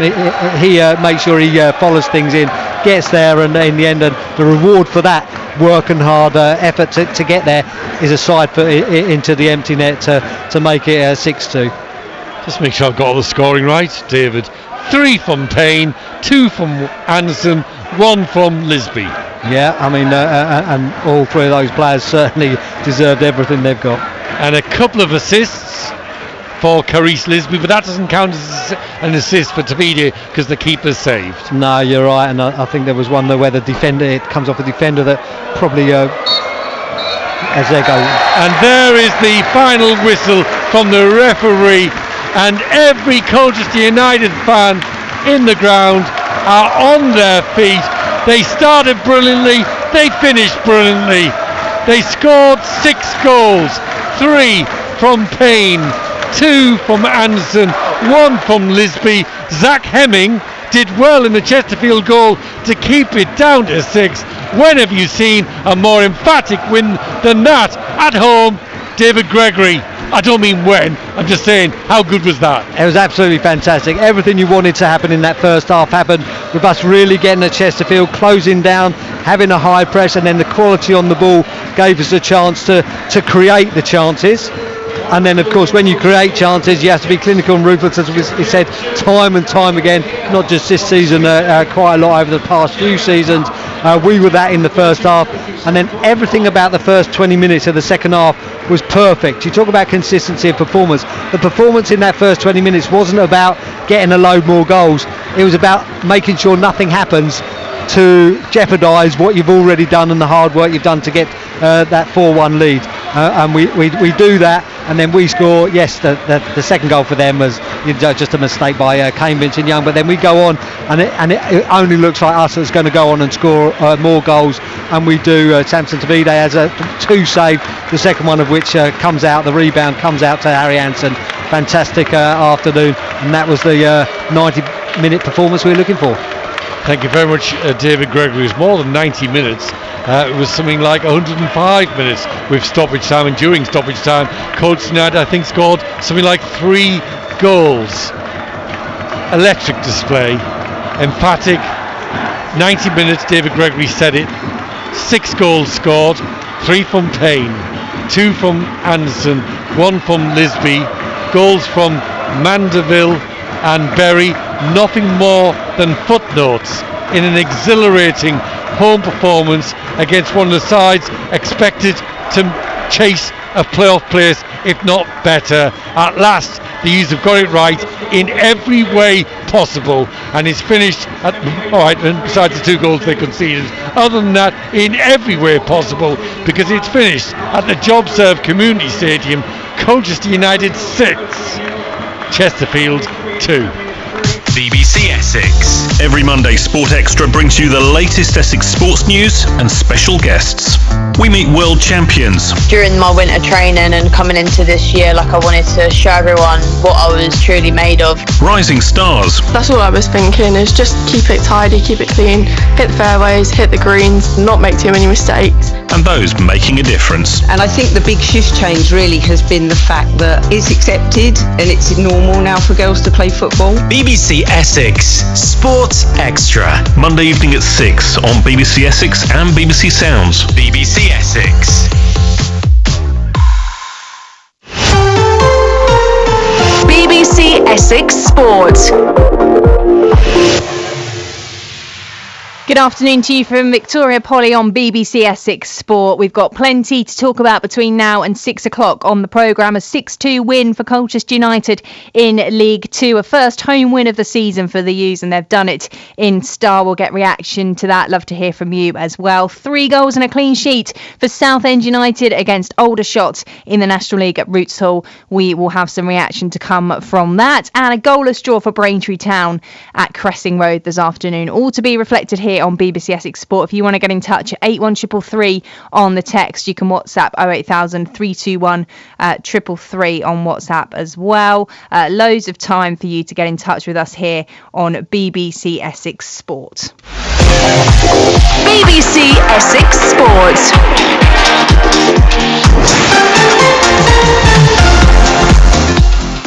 It's 5 minutes past 5. It's Victoria Polly with you on BBC Essex Sport, where across our 2 commentary matches, we have had 11 goals for you this afternoon. Colchester United were looking for a first win in 8. They were looking for their first home win of the League 2 season, and they've done it in style. Back to Arujo, onto Bishop, gets between the challenge of a couple of players, onto Jack Payne, picks out Lisby with the early ball in, and converted at the far post by Harry Anderson, and it was wonderfully worked by Colchester United. Colchester United 1, Chesterfield 0. Mistake by Chesterfield. Payne threads it through to Anderson. Anderson's first touch comes back to Payne, and the U's double their lead. There was a slight bit of good fortune there when it came back off Anderson, but there was no good fortune about the calm, precise finish from Jack Payne. 13 minutes gone. Colchester United 2, Chesterfield 0. Laid off to Gordon, far side of the penalty area. Tanton keeps it alive, and Chesterfield with their first shot convert through Liam Mandeville, the former Colchester United loanee. A cross shot beyond Matt Macy, and after 20 minutes it's the U's 2, Chesterfield 1. Out again Vincent-Young. Lisby's onside, inside the penalty area. Chance to restore the advantage, and Jack Payne does so. thought Lisby might be going for goal, but no, Penn was in a better position and he has got a brace this afternoon. Colchester United 3, Chesterfield 1. He's Teddy Bishop, pushed to ground, penalty kick to Colchester United. Jack Payne with the penalty for Colchester United, deep in stoppage time. Already 3-1 up.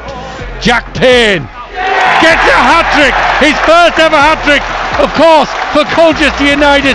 Never in doubt, sent the keeper the wrong way. Colchester United 4, Chesterfield 1. Brilliant play by Mbick to swerve past the challenge. He does it so well. Lisby's onside, inside the penalty, chance to make it 5, and he does! Carice Lisby keeps his composure and side puts it beyond Zach Hemming.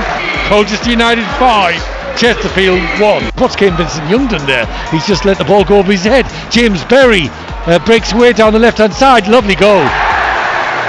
Lovely goal by James Berry.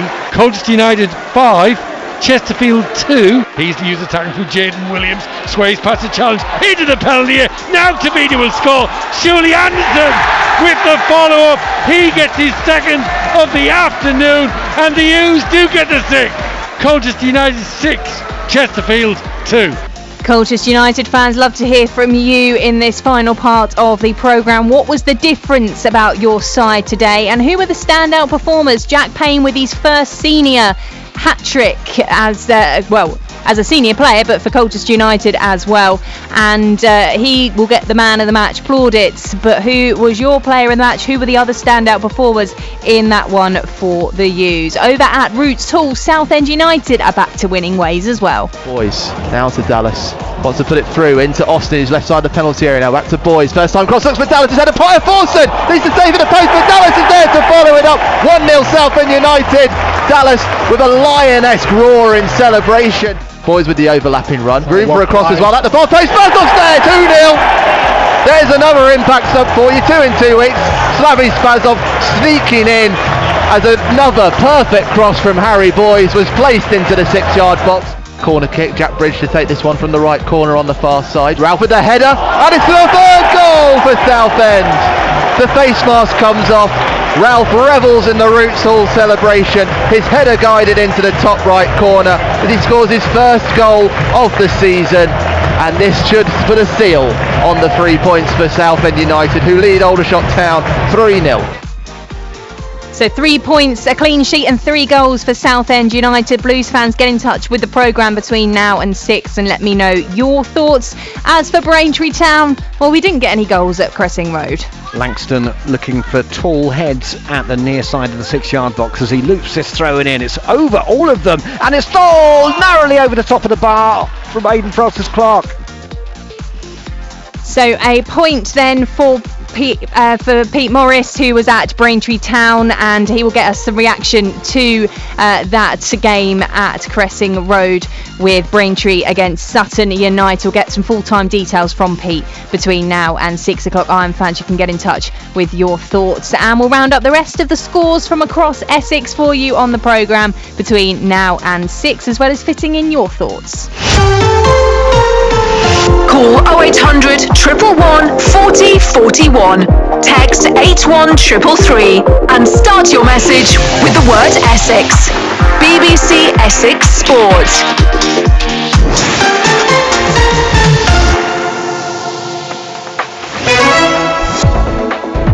Before we do that though, if you are heading home from the football or whatever else you've spent your Saturday afternoon doing, here is the latest BBC Essex travel news for you, starting on the M25 clockwise between Junction 2 for the A2 and Junction 30 for Lakeside.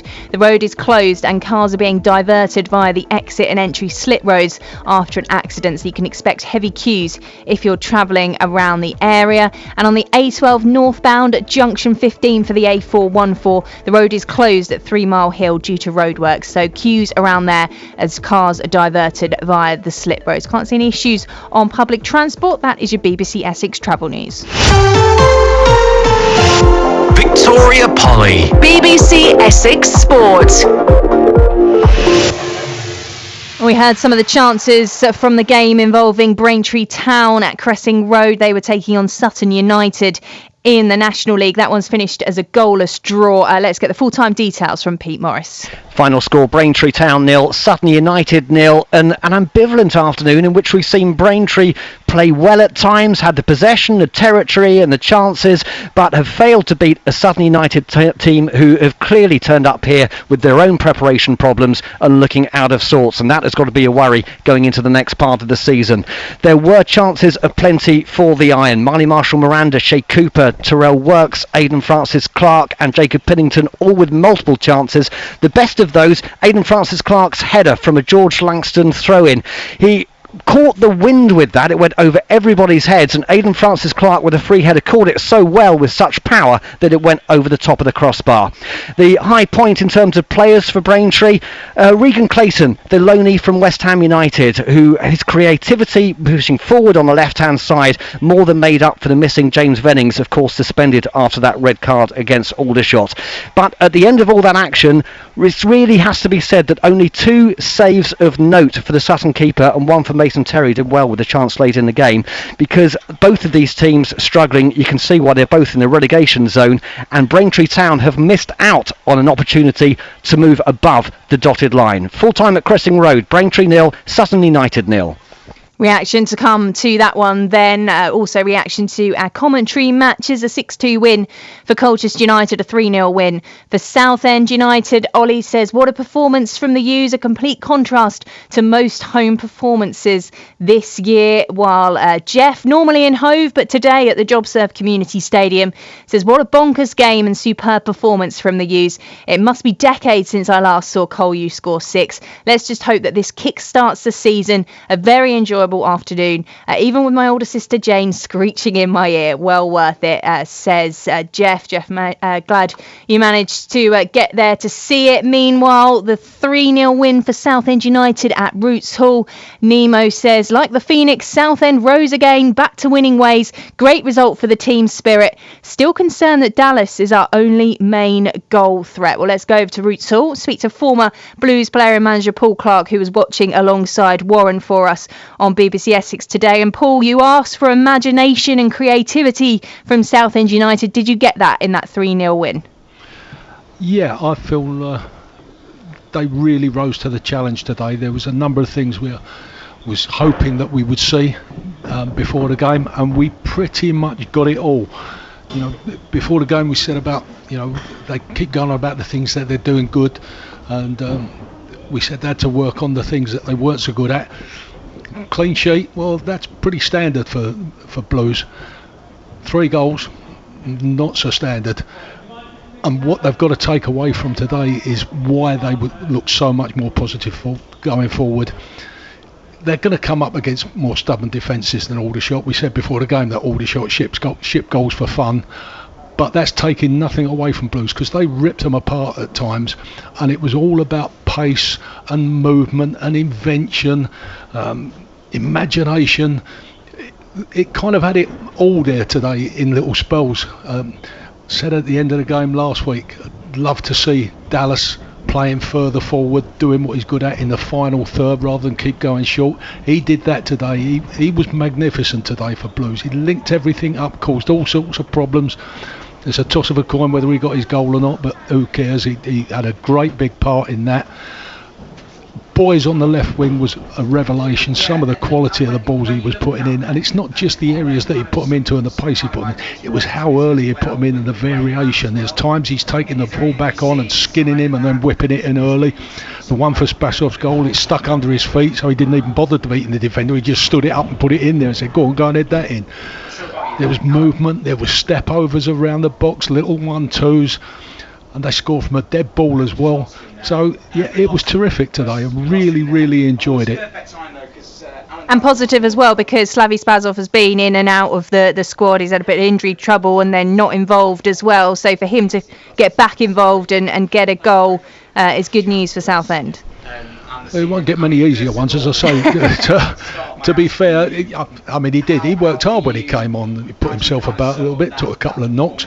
But I cannot tell you the quality of the cross from Boys for that.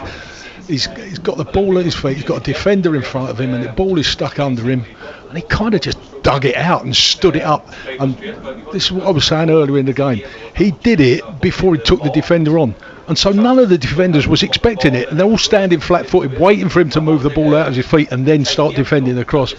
But he beat them all to it. He put the cross in. They're all standing flat-footed, and it's gone up over the goalkeeper. Spasov just stands at the back post and bundles it in. Thanks very much. Great play from boys, and he, as I say, he did it countless times in the game, but not just him. All over the park, the movement was much, much better. You have midfield players running beyond. The only times it got bogged down were a couple of times when defenders have got it and the forwards were standing still, and defenders were going, I don't want to play it, and so went back, and Kevin had a little word with them, said, look, put it in there anyway, and if they're not going, we'll make them go after it. And whether the message got across, I don't know, but they certainly went not more direct, but a little bit more forceful. When the chance was on, they played it forward. They had runners going forward, much more movement, as I said, and they got their rewards from it, and they've got to take that on board now and learn from that and go, well, look, the only reason we scored the goals, and not just the goals, I mean, Warren will tell you later on about the number of chances and shots that they had. The only reason they did that was because of the work they put in to do it, and it's hard work. Nobody's going to kid them and say, "Oh, look, you do this, it'll be easy." It's hard work, but they did it, and they got their rewards from it. So they've got to just keep that up. And as I say, they're going to come across stiffer opposition, but that's how you're going to break stiffer opposition down, by catching them by surprise, by working hard, and as I say, that imagination, invention, doing the unexpected. That's how you catch defenders out, and Blues did it great today for long periods. Paul Clark, thank you very much for your thoughts. Paul will be back with us next week. We switch our attentions to FA Cup action for Southend United, one of 6 teams here in the county who will be involved in the 4th qualifying round. All the coverage to bring you on BBC Essex Sport next Saturday from 2 o'clock. The time is 19 minutes past 5. Are you ready for the ultimate football showdown? Every Saturday morning we play the beautiful game where fans go head to head with their biggest rivals. It's points over pride at this point, I think. Will you play it safe with a home question about your team, or risk it all with an away question for more points? Move your team up the leaderboard and show them who's boss. It's all about playing for local pride. Get in. Get involved. Join me, Heidi Secker, every Saturday morning from 6 on BBC Essex and BBC Sounds.